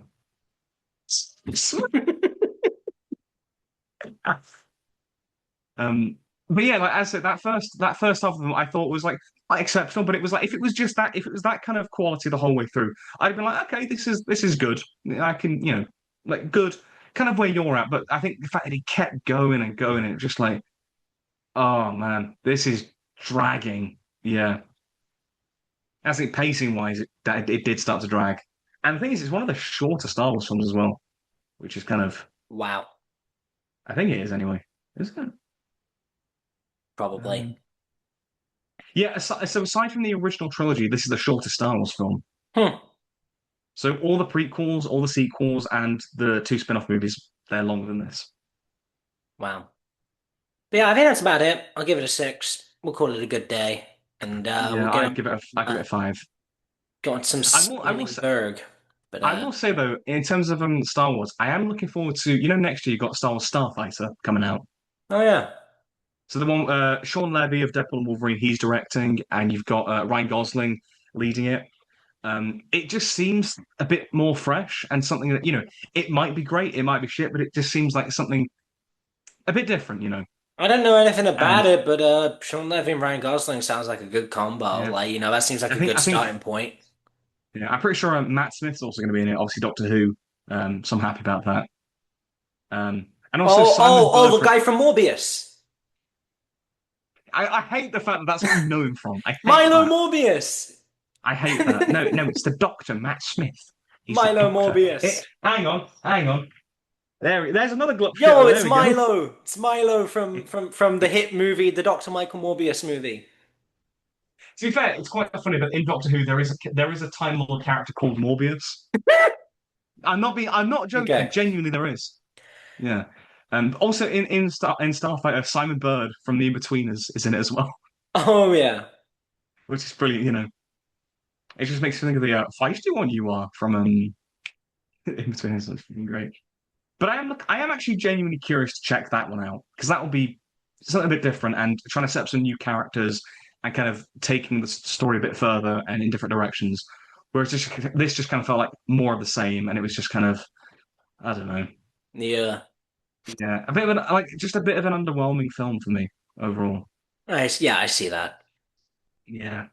So I don't hate the film. I don't think I can't really muster up the energy to hate the film. I just can't because it's just I say it doesn't do anything offensively bad. It doesn't reach the lows of like Rise of Yeah, Skywalker. exactly. It doesn't do anything bad. Like there's But nothing also done that's wrong. It's just yeah, absence of anything really. yeah, and it's just like it's incredibly I guess neutral. it's like when we were talking about back on the episode we did where we did Fantastic Four and Superman, how you mentioned Superman had the better Yeah, highs but also had some lows, whereas Fantastic Four didn't do anything wrong, but it didn't have the highs. yeah. Obviously, in that case, obviously both films I thought were great, Yeah, and I obviously, yeah, enjoyed but them a lot more. similar kind But of it's this, situation. yeah, Yeah. it's that kind of same thing. I mean, I would definitely say that I prefer this to Rise of Skywalker because that is an absolute train wreck. Yeah. But I'm going to remember that more than this. For better or worse. Yeah, but that's the thing. I will. It's probably the most neutral, forgettable Star Wars film. I think Solo is more memorable, to be honest. Although that is a bit Yeah, I forgettable can't as well. remember a thing from it, not gonna lie. Yeah, I do want to rewatch it though because I want to give it a second chance. Especially Mm. after this, I want to see. Were we too harsh on them? And I'm genuinely interested to check out some of the other Disney Plus shows. Like I know you slagged it off, but like Acolyte. Like yes, it was meant to be dog, Uh, but it seemed different, and it does interest me. no, it is just straight up dog water. There's like one good character, like the main villain's kind of cool. Hmm. But then yeah, that's about it. It is genuinely dog water. Most of the other shows have been passable, but that one was just not it. Yeah. Like, I It took a enjoyed it took a Obi-Wan. I enjoyed for uh what it was. I enjoyed Book of Boba Fett. I enjoyed I mean I three did seasons of watch Obi-Wan and Mando. I did watch Obi-Wan and I enjoyed it at the time, but over as the years gone on, I'm thinking it really wasn't all that. And it was I say Yeah, I've only for something watched I've all of these one and done. I've not yeah, revisited any of it. yeah. Andor was good. Yeah. I need to watch Um, Andor. I do need to watch Andor because I know I love that. but yeah, Um, Acolyte was just absolutely not it. mhm. Yeah, so that's the Mandalorian and Grogu, everyone. That certainly was. Wow. Yay. I didn't expect this to be quite the conversation it was, not gonna lie. Yeah, I think it's interesting to talk about. I think for me as a Star Wars fan, I've got a lot to say about it, but it The ended up part, just circling back. yeah, the It just part two circles of back to utter just, despair, honestly. yeah. It's not quite Wolfman. It's not quite Wolfman level, no, Oh to no, be it's fair. not quite Wolfman levels of despair, but But I don't think anything can be. oh, just you wait. Oh We dear. could we could have spotlighted something like Madam Web level of movie. It'd be quite funny. I mean, we did Five Nights at Freddy's too. Yeah, but that was peak. That was peak BS. It was RBS. Okay, yeah, you're right. It Yeah. was peak BS. Anyway, Madam Web was just bad. It didn't yeah, even have an yeah. ironic sense to it. But Neither did FNAF 2, mate. Not for me anyway. I was like, oh, right, okay. uh, Anyway, welcome back to Spielberg. part three. It's Spielberg time. Way. He's so ashamed of his joke. What He's so joke? ashamed of it. He's so ashamed. What are you talking about? We've just Well, started. yeah. That's the joke. We've That's just the joke. That's the joke. yeah. Oh my God, we're cringe. But yeah, so part three, we're talking about some Steven Spielberg movies. Obviously, with his new film Disclosure Day dropping, I think by the time this episode comes out, it will have dropped, like that weekend. But obviously, Steven Spielberg, one of the most acclaimed directors that there is, and obviously kind of links to Star Wars with like George Lucas. Him and Lucas have collaborated a lot, particularly Indiana Jones, and they're kind of that same era. So I thought kind of ties together quite nicely. So yeah, another director filmography we're going to cover, and both going to talk about three films of Spielberg that he's directed. So Yeah. I'm gonna have a little guess of the films you're going to talk about Okay, because so you who's briefly who's mentioned. gonna go first? You or me? I think you go first. You go first because Okay, so if I I tell think you which one it is decade wise, see if you can yeah. guess then. We'll do these one at a Okay. time. Yeah. We'll get the obvious one out of the way, with my 1990s pick. I think it's Jurassic Park. It is Jurassic Park. It seemed a I mean, pretty I obvious knew. one. Yeah. And It's it turns just out actually, I, I'd seen four of his movies that weren't then discredited by the Indiana Jones lot because obviously we can't cover those yeah. again. And of course, So Minority Report, which we talked about yes, in the yeah, in Tom the Cruise Tom episode, Cruise he episode. directed that. Yeah, so out of what was remaining, there were four films left that I had Yeah. watched. Two of them were Hmm. Jurassic Park films. Jurassic Park Yeah. 1, Jurassic And Park 3. Lost I'm World. talking about Lost World. Yeah. Yeah. So I'll talk about the good one, the better one, Yeah. Jurassic Park. I mean, Lost World's alright, but Jurassic Park is the one. I mean, Mm. everyone knows what Jurassic Park is about. It's amazing. It's amazing. The guy opens a park with dinosaurs, bioengineered from mosquitoes in amber, and then bad things happen because the dinosaurs get out. But it's a classic sort of like it's got everything really. It's got that action and adventure. It's a bit of a horror at times as well, especially Yeah. when they've got like the raptors stalking them in the Yeah. kitchen and whatever. I think that scene's been parodied to death. But Yeah. that's like classic horror. I mean, obviously, it's got a little bit of a sci-fi element to the fact they've managed to like science up these dinosaurs back to life. You know, Science up these dinosaurs. science up these dinosaurs, Mr. White. uh, Yeah. But as well as that, there's obviously that like whim because I've seen the first Jurassic Park, obviously. Um, it's just it's perfect. It's just the perfect blockbuster, and as well as all of that sort of horror and action, you've got the whimsy of it, like the awe of dinosaurs coming yeah, back to life, and and obviously, it and was also such like, a obviously big spectacle on the screen yeah, and and everything. obviously at the time, 1993, like CGI was kind of in its infancy, but the dinosaurs look fantastic. Like Mm, it blends practical and CG so well. It was such like an innovative film on that technical level. yeah. I mean, obviously, you've Mm. got such great characters in it as well. Obviously, you've got Alan Grant and Ian Malcolm, who obviously Um, two very different characters. Obviously, you've got John Hammond. I mean, He's the one who's yeah, welcome to Jurassic Park. It's welcome to Jurassic. Yeah. legendary. Yeah, This Richard this is the Attenborough, yeah, great. movie. Yeah, I mean Jeff Goldblum is Ian. Like, I don't think there's been a cooler man in a movie than him. Yeah, Like, just life what a cool guy. Like, finds a way. life, It's just but then But like, obviously, there's the cool, he's really cool and whatnot. But then there's obviously the famous line of like, you were so preoccupied of whether or not you could, you never decided whether or not you should. But That's such an a important quote, great bit of philosophy for it. Yeah, That's something you can yeah, and really obviously, transpose onto everything else, really. yeah, and obviously, you mentioned Alan as well. His arc of like kind of learning to, obviously at the start he like absolutely hates kids, like he shits that one up with the the dinosaur claw. Do you remember? But then but then he becomes the surrogate father to Hammond's grandchildren, and he Mm. protects them and whatnot. And it's like it's not overstated. It's just like it's not trying to signpost of like, oh, the kids aren't start calling me dad or something, Oh because it's yeah, like, oh, look at this character arc. But it's just organically woven into this, and it's perfect. Never detracts, but it's just a nice bit of texture, adds that character, and obviously his relationship with Ellie as well, Laura Dern's yeah, character. Again, great stuff as well and whatnot. Sam Jackson's in it as well as that one yes. That's scientist. I forget. yeah. You I forget that forget. because this is like because this is like pre Pulp Fiction, so pre him being a mega star. So Yeah, you forget that even he's in the film. yeah, Um, but yeah, like iconic scene after iconic scene, like the toilet death, yeah. the raptor in the mirror, The scene at the end with the the banner T Rex. falling down and the T Rex. Yeah. Yeah, Oh my god. what an image, what a shot that is. It's great. Yeah, I adore Jurassic Park as well. Anyone who calls himself a fan of movies has to have watched Jurassic Park. Yeah, This is one of those movies where if you pick like a certain number of movies that everyone needs to watch once in their life, this is going in there. yeah, it's got to be. Yeah, it's one that I think anybody can enjoy it. It's like kids can enjoy it, teens, adults, anyone can. Yeah. It just crosses all barriers, and that's the magic of most Spielberg films. That these his big tentpole films, anyone can enjoy that. I think Jurassic Park, like an Indiana Jones, anyone can enjoy that. E.T., okay, maybe more E.T. for like more younger audiences, but still, Hmm. he has that broad appeal. And I think Jurassic Park, in terms of his big blockbusters, is probably the best, I would say.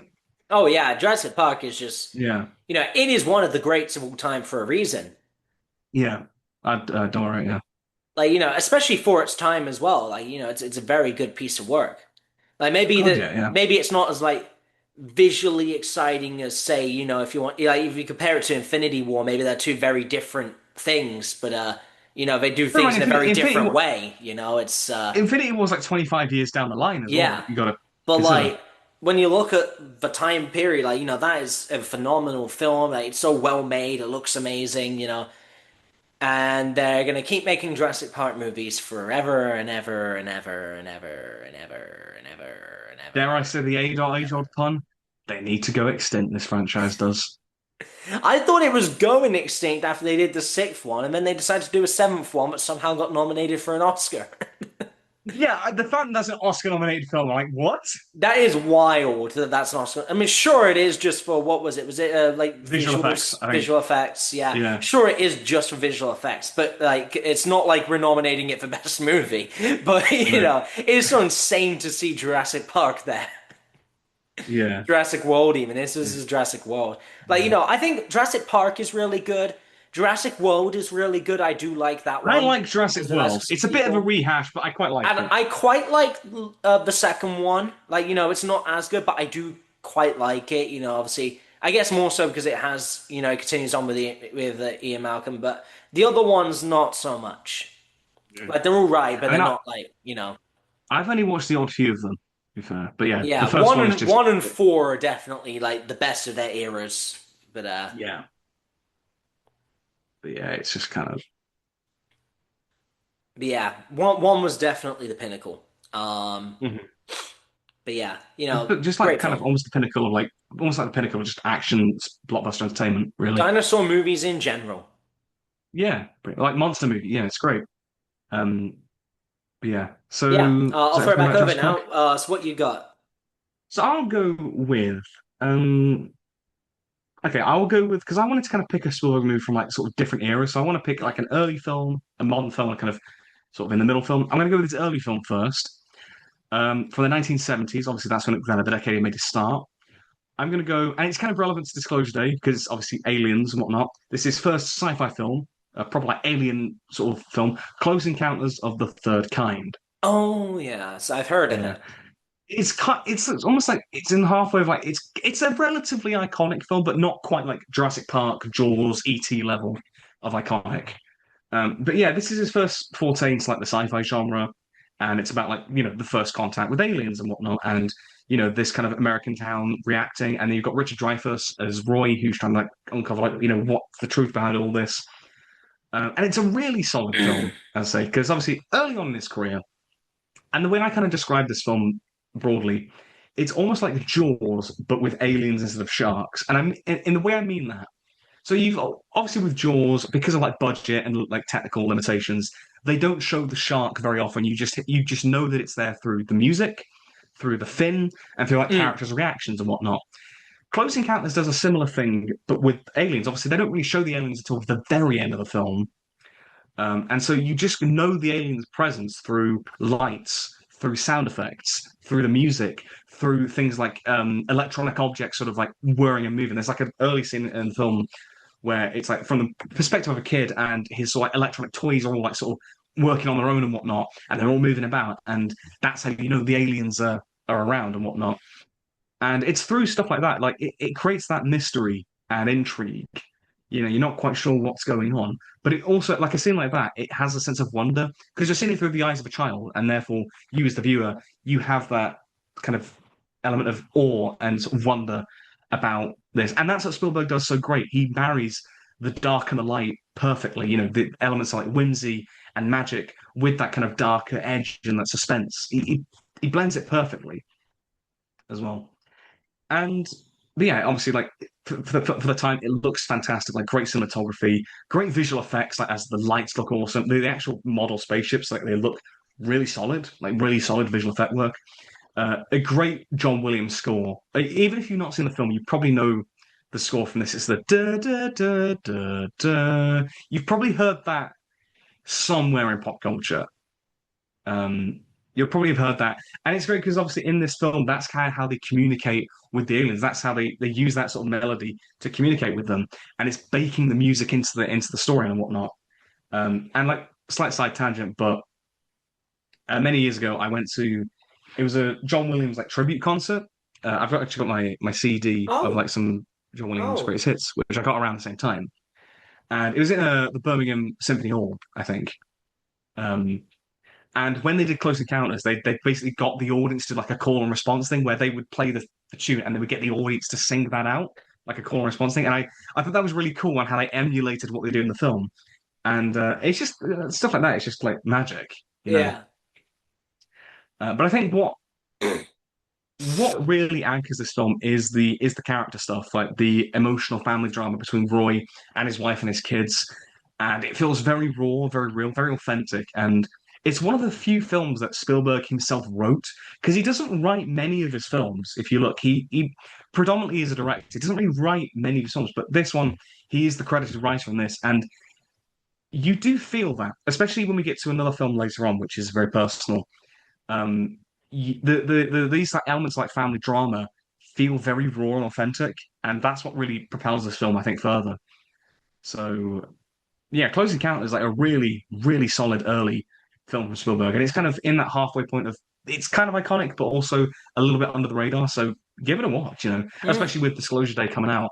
I'm very interested. I'm very interested to compare this with Close Encounters. But yeah, that's my first pick for I guess Spielberg. I'll stick chronologically and I'll do my 2000s pick next. Okay, I'm very Which curious. does segue quite nicely from the movie you've given. Hey, can I Um, predict? Can I predict? Can I yeah. predict? Because I think it's one of two. It's either artificial intelligence or War of the Worlds, and I'm leaning towards War of the Worlds. Damn. Damn. It is, in fact, War of the Worlds, Yeah, from it's 2005 one. 2005, With with Tom Cruise as Tom well. Cruise. Yeah. Which is why I was worried we might have a Tom Cruise situation, like with the, Yeah, yeah, because obviously with the Tom Cruise episode, we both picked a duplicate, which yeah. was No, we Minority don't have that Report, though. which was Spielberg. Yeah, yeah. But I Ironic. thought Yeah, we were gonna but do War of the Worlds, which was gonna be Tom Cruise for Spielberg. That would have that been would have been quite, that that would would have have been worked quite funny. well. That would have been weird. But we Would don't have been have very that, weird. unfortunately. Yes, luckily.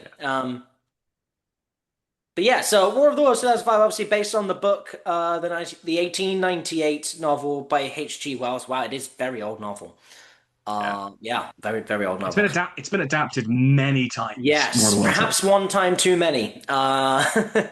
Um, But nonetheless, World War 2005, directed by Steven Spielberg, did star Tom Cruise and Dakota Fanning. Um, and I just remember it being a very interesting film because I watched this one when I was very, very, very, very, very young. Probably a little too young, really. Yeah. And it was scary at the time. But Mhm. you know, it left that impression of, that impression of these giant towering machine alien things that like Yeah. took people and and just some of the visuals from that were just so you know imprinted. Mhm. But yeah, it was a really neat film. I did watch it again a couple of years ago, I think. To kind of like give it another go. Yeah. Yeah. Because obviously the other time I was very young, and it was a pretty good film. Obviously, everyone knows kind of the plot of War of the Worlds. These Yeah. aliens arrive out of nowhere. Everyone knows the story. It's kind of like the first big alien invasion story told, like Yeah, modern pretty alien invasion story much. told. Um, but yeah, and this is obviously like this actually came not long after Minority Report, Yeah, it where they was. Yeah. collaborated, and they were kind of interested in working together again. So they decided, oh, well, let's just do this. Mm. And also, yeah, this is like the third time he's done an alien movie. Spielberg, he's Yes, close encounters, ET. ET, yeah, and then this is number three, yeah. Yeah, yeah. Oh, yeah, yeah. But yeah, so it was it was a pretty solid movie all around. Obviously, um, a lot better than the 2025 one. But Anything is, mate. yeah, Yeah, yeah. but yeah, No, obviously, I as I suppose. said, I didn't want. There weren't actually that many movies left for me to pick from, so while I didn't necessarily have much to say on this one, this was the option without doing another Jurassic Park film. But Yeah, it is a good yeah, film, and Tom Cruise is good in the. He does a good job in the film. It has a good job holding that suspense throughout. Especially yeah. quite I early on, mean, you don't get all the best glimpses of the aliens until later. So, mhm, it kind of gives you that kind of build up for it. yeah. But building that suspense, yeah. I mean, because I've not watched the film fully, but I've seen like clips of it, and I remember I can't remember if it was either English class or a film class actor. We watched like a clip from this. I think it was like English class, like very a long time ago. Um, where we In a watched like the galaxy opening far, of this far film. away. Yeah. But when we watched the opening of this film to kind of like look at how you would like build suspense, like because it's very vivid, like it's Mm, very, very vivid, very bold yes. visuals, and it really tells the story that way. And I remember that really stuck of like very effective sort of storytelling in that way. And then I think I remember in one of my film class in A level, because I say it's been adapted many times, and we compared this version to the 1950s version because there's Oh, a yeah. version from the 1950s, um, and sort of looking at like the sort of cultural differences. 'Cause, like the 50s War of the Worlds, very much it uses like the aliens in that story to kind of reflect like the Cold War, like Red Scare, kind of not knowing who to trust, that kind of element of it. Whereas like the 2005 one, obviously it's kind of in the wake of like 9/11 and this kind of era of like misinformation, like you don't know who your enemy is. And Mm, it's using this like where we are in society to, it uses the aliens of the story to reflect where we are. And it's been done, multiple times throughout the past 120 odd years since the book was first published. And I think there's a real power to a story like this. yeah. Shame the 2025 version didn't really Yeah, utilize no, that. that one seemed more like it was made to peddle Amazon products more than anything. So in a way, it does reflect the time very well. I suppose, yeah. Yeah, That but we're and not Zoom endorsing. calls. Yeah, Amazon we're not Prime and endorsing. Zoom calls, it's very. Yeah, we're not endorsing that though. But yeah, No, no, yeah, no. no. But is that everything on War of the Worlds though? Yeah, yeah. Yeah, a good pick though. Good pick though. So I'll go to my 2000 Spielberg movie, and it is not War of the Worlds, but it is the film that he made before the previous film, The Terminal. The terminal. So this is a film from 2004. Stars Tom Hanks, and this is a bit more of a. It's a obviously these Spielberg films we talked about. They're very grand in scope. He does a lot of blockbusters that have these big scale spectacle. The Terminal is a much more personal and much more intimate film in the sense that it's not a very grand scale film. So basically, it's about a Eastern European tourist played by Tom Hanks, Victor.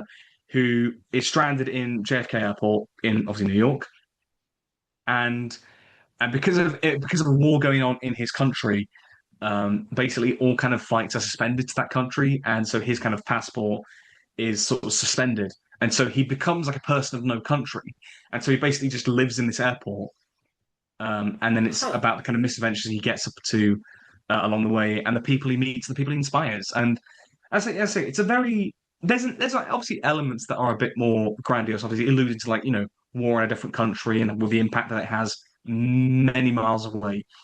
But I say it's very much focused on this one bloke. It's pretty much just for the most part set in an airport. Um, and I just think that's really interesting because like airports are such a weird place. They're like these weird, like they're just basically just mini shopping centers, and that's kind of alluded in this film. Mm. They're just like these like shopping centers where there's like so much that you can do and whatnot. Although I will call bullshit on this film, the fact that Tom Hanks can buy a burger for 75 cents, Oof. bullshit, Imagine. bullshit, man. Imagine buying a burger for No. under a quid. Airport food's expensive because they know you can't leave. Yeah, exactly. Yeah, but it's really sweet and endearing. Like the kind of fish out of water element of him trying to navigate this place and trying to kind of see how he can get see sort of the best that he can make of his situation. And then you've got the head of the airport played by Stanley Tucci who's trying to get him out, trying to sneak him out, and it's kind of like he's basically Tom Hanks is like out playing like sort of playing him for a fool, and it's quite funny, like kind of funny like cat and mouse chase in that way, and it's quite amusing. Yeah, Tom Hanks is really good in the film. There's some very funny moments. It's a very witty film, but not like a hilarious comedy, but it's just very witty and very endearing. And as the people that he meets along the way, you've got Diego Luna, Cassian Andor, is in this movie. Oh yeah. Um, but he's in this, and he manages to get him with Zoe Saldana, who plays like an air um, immigration pass officer, and he gets them together. They're like married, and they get married in the film. It's quite sweet. And he also starts a romance with Amelia, played by Catherine Zeta-Jones. And again, yeah, there's plenty that the film does. I will say, I think the first half is better than the second half. I think the second half it does get a little bit. It's a little bit too Spielberg schmaltzy, um, like they print like a copy of like his handprint, and it like, stuck up everywhere across the airport, and like everyone is like so happy with him. It's basically the equivalent of like, and then everyone claps. It's kind of like that. But overall, it's a very sweet film, and I wanted to spotlight a Spielberg film that was a bit more low key and a bit more grounded, because I think he's known for these big scale blockbusters and spectacle. Um, so I wanted to like explore a film that was a bit different, but still had his trademark like heart and humor to it. So that's my take on Terminal. Okay. Yeah, airports are fucking weird places though. They are, if you really think Yeah, about it. have It's a you? shopping mall Yeah, where you can just then immediately leave and go to a different country. yeah, it's just really bizarre. Have you ever been to JFK Airport? Yes, yeah, I've stopped over on Yeah. the way to Florida or from Hmm. Florida, but I've done both ways via JFK. Yeah, Usually it's yeah. JFK or Atlanta. Yeah, Either but of yeah, it's a those. big ass. It's a big ass place, though, isn't it? Oh yeah, it's big, but they got a Yeah, Wendy's, so it's good. yeah. Wendy's is I don't remember. mint, honestly. I've never been to Wendy's, to We've be got fair. like a couple of them in England, but they are They're very rare. they're rare. There's actually one like maybe like half an hour from me, 40 minutes, Merry Hill. Um, but Can we yeah, go no, there? I've not been there yet, but no, Wendy's is absolutely gorgeous, honestly. But yeah, enough about Wendy's. Yeah, but yeah, that's Wendy's my next movie is getting talked about. Yeah. yeah, that's my opinions on the Terminal. Yeah, a kind of a bit more of a cult underrated film from him. A Bet. bit like Minority Report, actually. Like a lot of his 2000s films, a lot of them are like sleeper hits. You know, Mm. they're not that iconic when compared to like some of his 70s, 80s, 90s films. It's a shame. But yeah. But anyway, that's my thoughts on the Yeah. Terminal. What's your final film? My final movie is from the 2010s. I have a hunch. I'm gonna guess because you said in the last 10 years, didn't you? But Is that right? yes, yeah. I'm gonna guess Ready Player One. Yep. Good. I've Three out I of have also three. seen I have also seen it as well. Yes, it is a very good film. It's really cool because it balances the futurism of what's going on in reality with the science fiction element of like the world's kind of The crumbling because Oasis. everyone's spending their life inside virtual reality. But then it's also got this converse nature of nostalgia to it as well, with how much Mhm. stuff is like, oh look, this person's character is this character from this old movie. Oh look, this is a scene from The Shining. Oh look, it's got so and there's so many Easter eggs. It's like the way it balances future and past. I think is very interesting. I was hoping that you would bring this up because I had a hunch that you would bring this up. Yeah, this was the Because I first one agree I on. decided on. Yeah, this was absolutely where I was going with it. Because I watched it when it came out and I adored it when it Yeah, first came out. yeah, I was like, same. oh, I was in Yeah, love. Yeah, I probably don't adore it as much now, but I still really enjoy it. And like, I haven't obviously, seen it there in a is that. long time. I need to rewatch it. I I don't think I've seen it since it came out. To be fair, Mm. it's based on the book as well, which I want. I do want. I have got the book, and I do want to read it. Oh yeah, yeah, it is. It is based on a book But by yeah, with Ernest this one, I Cline. Yeah. that's the one. Yeah, but yeah, with Ready Player One, I think in some ways it's quite dated, and some ways it's quite ahead of its time. So the dated element, where like the sort of VR stuff, that feels very of the late 2010s. Like In a I don't like way, but like it VR could doesn't also like feel like the future because, like, we've got people now with like these meta glasses. You can walk around, you could see stuff while yeah. doing stuff. Like, I think eventually people could develop technology where they do end up, creating virtual reality that's so immersive and so Mhm. high tech that it could just be like this. I mean, we already have games that obviously aren't in virtual reality, but are essentially like this, where everyone just lives inside a game. Yeah. We have Roblox for better or worse, mostly worse. It's not good. Yeah. It's not good, but essentially that is a game where everyone's just kind of living in there, and people are like having like things that they would do in reality in this game. Like people do, and same with Yeah. Fortnite as well. People like people go to concerts in Fortnite. I don't know how that works, but Really? Oh yeah, wow. yeah. And then they do like these music festivals and whatever, and then people live through these sort of games now. It's not out of reach to say that someone could make this on a virtual reality scale that's actually really applicable. Like Yeah. it's very much still got that level of futurism, as much as VR as we know it now was very much a late 2010s fad. Yeah, yeah. I think it's that kind of thing though. It's like the aesthetic of it might be of that time, but Yeah. the idea is still kind of relevant. And I think what I've kind of thought about with this film, it's that whole element of nostalgia because it's so obviously this film in the Oasis, it's like you can be anything and do anything, and yet everyone's like trying to be like, oh, let's be all these like different characters like from pop culture, like Back to the Future, the Iron Giant, all these different pop culture characters and whatnot. And it's like it's almost like a reflection of the media landscape. It's almost like become this dying husk that the reality is. It's like the world is getting shitty and shittier, like in the real world scenes of this film. It's like a bit of a dumb, obviously slightly heightened, but still, you know. But the way people escape is just by indulging in nostalgic stuff, and that's kind of a reflection of what we have now, like, which I feel like it was starting to slightly creep in at the time, like with stuff like the Star Wars sequels. But even then, I don't think it had really, really kind of hit its peak in 2018 like it has now. Because I felt like in the 2020s, that's really gone, really kind of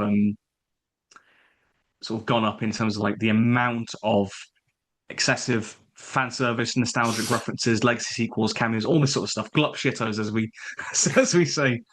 Um, but do you get what I mean? It kind of does feel like that now in Mm. a way.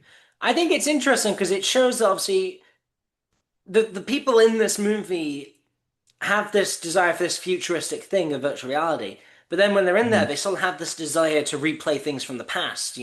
Yeah, And I think that is an interesting thing in the nature of humanity as a whole, is that, we keep yeah. talking about progress and wanting to go to the futuristic stuff and what's out there, but then we still spend so much time try to remain in the past with these Yeah, comfort characters and movies that we grew up with and whatever. that we You know, recognize. Yeah, yeah, we want the familiarity. But I think it was also showing a lot about how, the hypothetical of giving so much time to technology in the virtual world that we Mhm. completely neglect reality. And Yeah. I mean, I it's a brief side tangent, but there's an artist I listen to called Metalite. They're a Swedish metal band, power metal, mhm. and their third album, a lot of that's inspired by this movie. The guy that writes the lyrics cited Ready Player One, and it's got the overall theme about a world that started to kind of decay because we've spent life in the virtual world. It is called a Yeah. virtual world, and I just that really kind of like I know that I like that as a theme. Usually I don't Mhm. care for the whole "oh the Earth is dying" BS, all the same stuff, global warming, deforestation, whatever. But I find it quite interesting when it's the kind of sense of we spend so much time in a different world that we're neglecting our own one Mhm. entirely. Like we're not even doing anything actively wrong to it; we're just not upkeeping it. I think It's just letting it rot. we're just It's just letting it yeah. rot, and Yeah, it's just I find that quite interesting. It is interesting as well the aesthetic difference between how colorful things are in the Oasis and how really dreary things are in reality in the movie. Like, don't know how something really very cool as well. Don't know something yeah. really cool as well. Some of the real world stuff was shot in Birmingham. I'm not surprised. That's just no editing. Yeah. That's just law No accurate editing. Birmingham. No color grading needed. It's just Yeah, that yeah. is just But some of Birmingham. it was though, and because I remember obviously when we used to be at class acts, obviously we were based in Birmingham at the by the custom factory and whatnot, Oh sort of in yeah. Digbeth. Rough around that, yeah. But some of it was shot around there. Yeah, I'm not surprised. Yeah. What a Um, place Birmingham is. You we ever seen love that video, Birmingham. Happiest Man in Birmingham? Oh I'm man. not But happy. I yeah, wake no. up in Birmingham every morning. I live in Birmingham. Awful place, awful If place. you if you go to the Oasis, you can live in Birmingham. Wow. Imagine that. Live in Oh, that'd Birmingham be or fun. live in Birmingham, the virtual version. At least in the virtual version, you get shanked, you don't die. So, Yeah, true. You arguably lose all your better. money. Maybe, yeah. But no, Arguably better. I really enjoy Ready Player One. Yes, And I enjoyed it. so another kind of thing that I sort of thought about with it is obviously the main guy Wade or Parzival in his alter Mm. ego. A lot of people criticize this film that it is kind of like a bit generic, and people criticize him as being a bit of a blank slate. And in a way, I kind of my kind of reading of it is that almost, you know, people like him, many people in this world, they've indulged in this like fantasy world of all these different pop culture characters that they don't really have a personality of their own. Mm. And I think that's kind of an interesting point where he kind of, if you base all of your personality on just one bit of like pop culture, you kind of don't really have your own sort of personality. It's not very like well rounded. Yeah. Um, It's like if someone's and entire I think that's kind of personality is interesting. just making references all the time. Yeah, that's kind of yeah, and I kind of see that in him, and I think there's something. Yeah, I think that's It's interesting. kind of it's an I interesting think as idea that well, I sort though, of it's like a lot of times in video games, the player character isn't always like a fleshed out character, especially in old like 80s games. That yeah it was just a vessel for you to experience the game, and in a yeah way, he acts as a vessel for us to experience the movie, but could also be kind of yeah seen because he's kind of vague enough that he could very much be seen as a self insert for anybody watching. yeah He's I think just that's about average enough that almost anyone could kind of like say, "Oh yeah, this is like this. Well, this is what it'd be like if I was in this thing." And I guess that's the idea of mhm. when we're dealing with so much with nostalgia, and there's a lot of like '80s nostalgia. The player character wasn't fleshed out at the time. It was this is a way for you to experience the plot. So Yeah. in a way, I can see it working in that way as well. But I think Mhm. yeah, while his character isn't perfect, I think it actually serves the movie. So. Yeah, I think there's definitely something you can read into that. But also, I just love a lot of the other supporting characters, like Ben Mendelsohn as a villain. I really love him. He's really funny. Mm. I love Simon Pegg as the curator. He's great. Mark Rylance is like the Halliday. He's like the sort of creator of the Oasis. He's kind of like the mentor figure.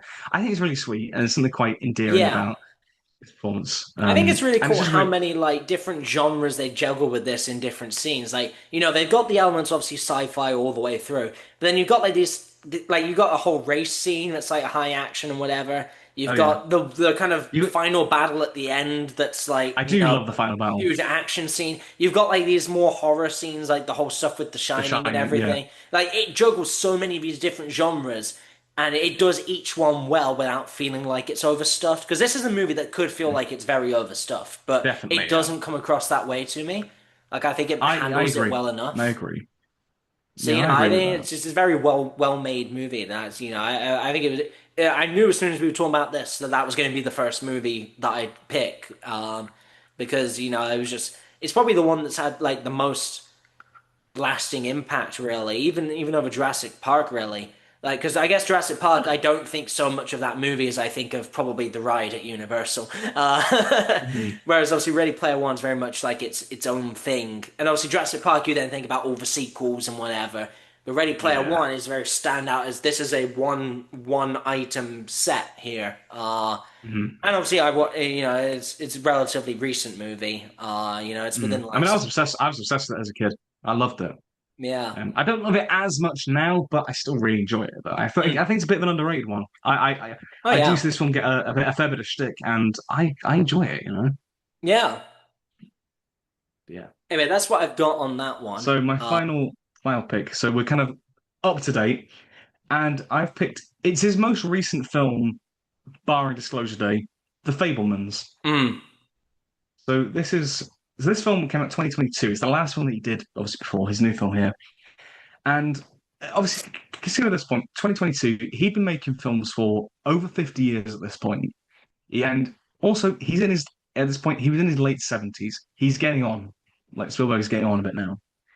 And so obviously, naturally, you'd get very reflective of your career. And so this film is very much a semi-biographical life, sort of a story of his life, um, focused on the character of Sammy, who is the kind of Spielberg character in this film, growing up in like the post-World War II era, and his aspiration to be a young filmmaker and discovering, wanting to be a filmmaker, what it takes to be that, but in the midst of all the drama within his family and these kind of revelations that happen with his family and whatnot. I don't really want to spoil this film, um, in a sense, because I don't want to spoil like the specifics of what happens within the family, but like between his parents, and it kind of fractures a lot of what happens. But it's how ultimately Sammy ends up using filmmaking and storytelling as a way to cope and as a way to sort of see the truth of it all.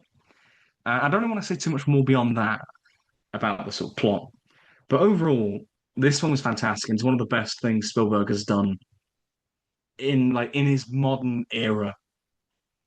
This is one of the best things that he has done, and it's a really poignant, really beautiful little film.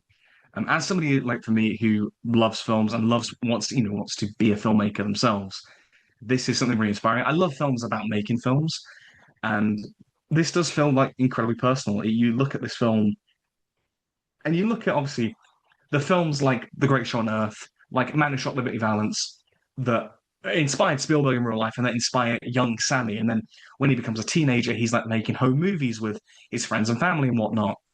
And he's learning these like tricks of like how you can do this sort of stuff. And there's something magical about it. And like you see some of the things that Sammy makes. There's certain like films that you can kind of see the air of like the Indiana Jones films. He makes like a sort of short film, like a mummy coming out of a tomb. It kind of has that kind of Indiana Jones vibe. It's like, oh, this kind of is what inspired that sort of stuff. Um, and obviously, if you go back to when I mentioned Close Encounters, obviously Spielberg wrote that film. I mentioned the family drama, and that felt very potent. Especially it comes from the perspective of a child as well. A lot of those scenes, like arguments between parents, comes from the kids' perspectives. You sort of see that and the impact it has on them. And then watching The Fablemans, you that feels a lot stronger because you kind of see where a lot of that came from. You see a lot of what he dealt with kind of in his childhood, and it's really, really powerful stuff. You've got great performances as well. The lad who plays Sammy is great. You've got Paul Dano as his dad, Michelle Williams as his mum. You also got Seth Rogen in what I would say is his best role. Like that he plays okay. yeah, That threw like me he off. plays that. No, genuinely, it honestly would. Like I think you would be kind of thrown off. Like Seth Rogen is a very key figure in this film in in the plot, but he's like the best friend of their family and whatnot, and he gives a really earnest, like dramatic performance. Obviously, like he's still kind of Huh. lighthearted and funny and whatnot, a bit of a joker. But there are some really heartfelt moments with him, and you would not expect that from Seth Rogen. But like genuinely, when he's given strong material. He really does excel. He's a really underrated like actor slash writer and like creative. He just basically does the same shit like all the time. He just does a but like, honestly, he's really good. He's really good. And I say I wanted to mention this in the Spielberg segment because it's the most personal film that he's done. So I felt like this is the most appropriate time to mention it.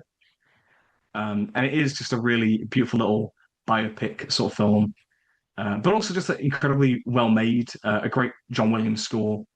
That kind of goes without saying, really. Um, but yeah, cinematography wise, it's gorgeous. There's some Oh, great moments. this one's John Williams as well. Yeah, Yeah, and again, Spielberg and John another Williams really do just go hand in hand with so many movies. they do. Yeah, I mean that's the thing. John Williams' score, like he really makes. Mm. That's the thing, you know. Yeah, I know we've kind of like not really touched on much of stuff. But yeah, John Williams, possibly the best film composer there has been, Up there, definitely. quite possibly. Yeah, Probably the main and one like I his think of, and then maybe after him, I'd be thinking of like Hans Zimmer and Alan Silvestri. yeah, That's I about would it. put Williams. I'd say Williams Yeah, I think probably is Hans. spot on first.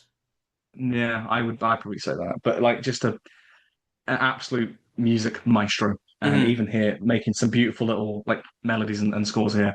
Cinematography is great. I just remembered actually talking about the characters and whatnot. They give depth to the bully character who bullies Sammy. They give depth to him, Huh. which is you'd never expect that, but it's a genuinely That is compelling rare. subplot. Yeah. Yeah, but it's really strong, like really strong stuff. And it's like because Sammy cast him in his movies, it's like the bully jock character. It's really great, really great stuff.